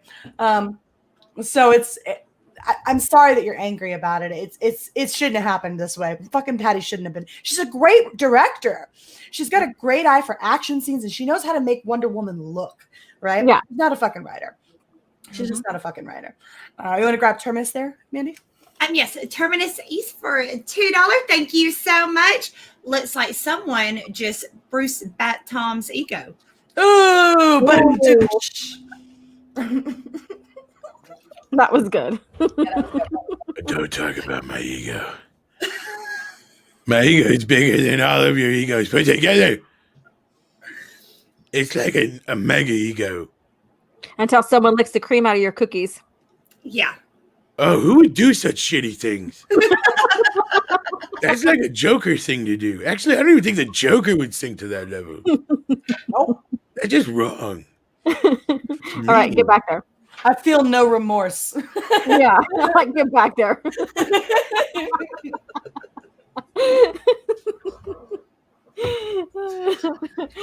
Oh goodness. So we had such a great show tonight. This was fun. I always love being here with you guys. It's amazing.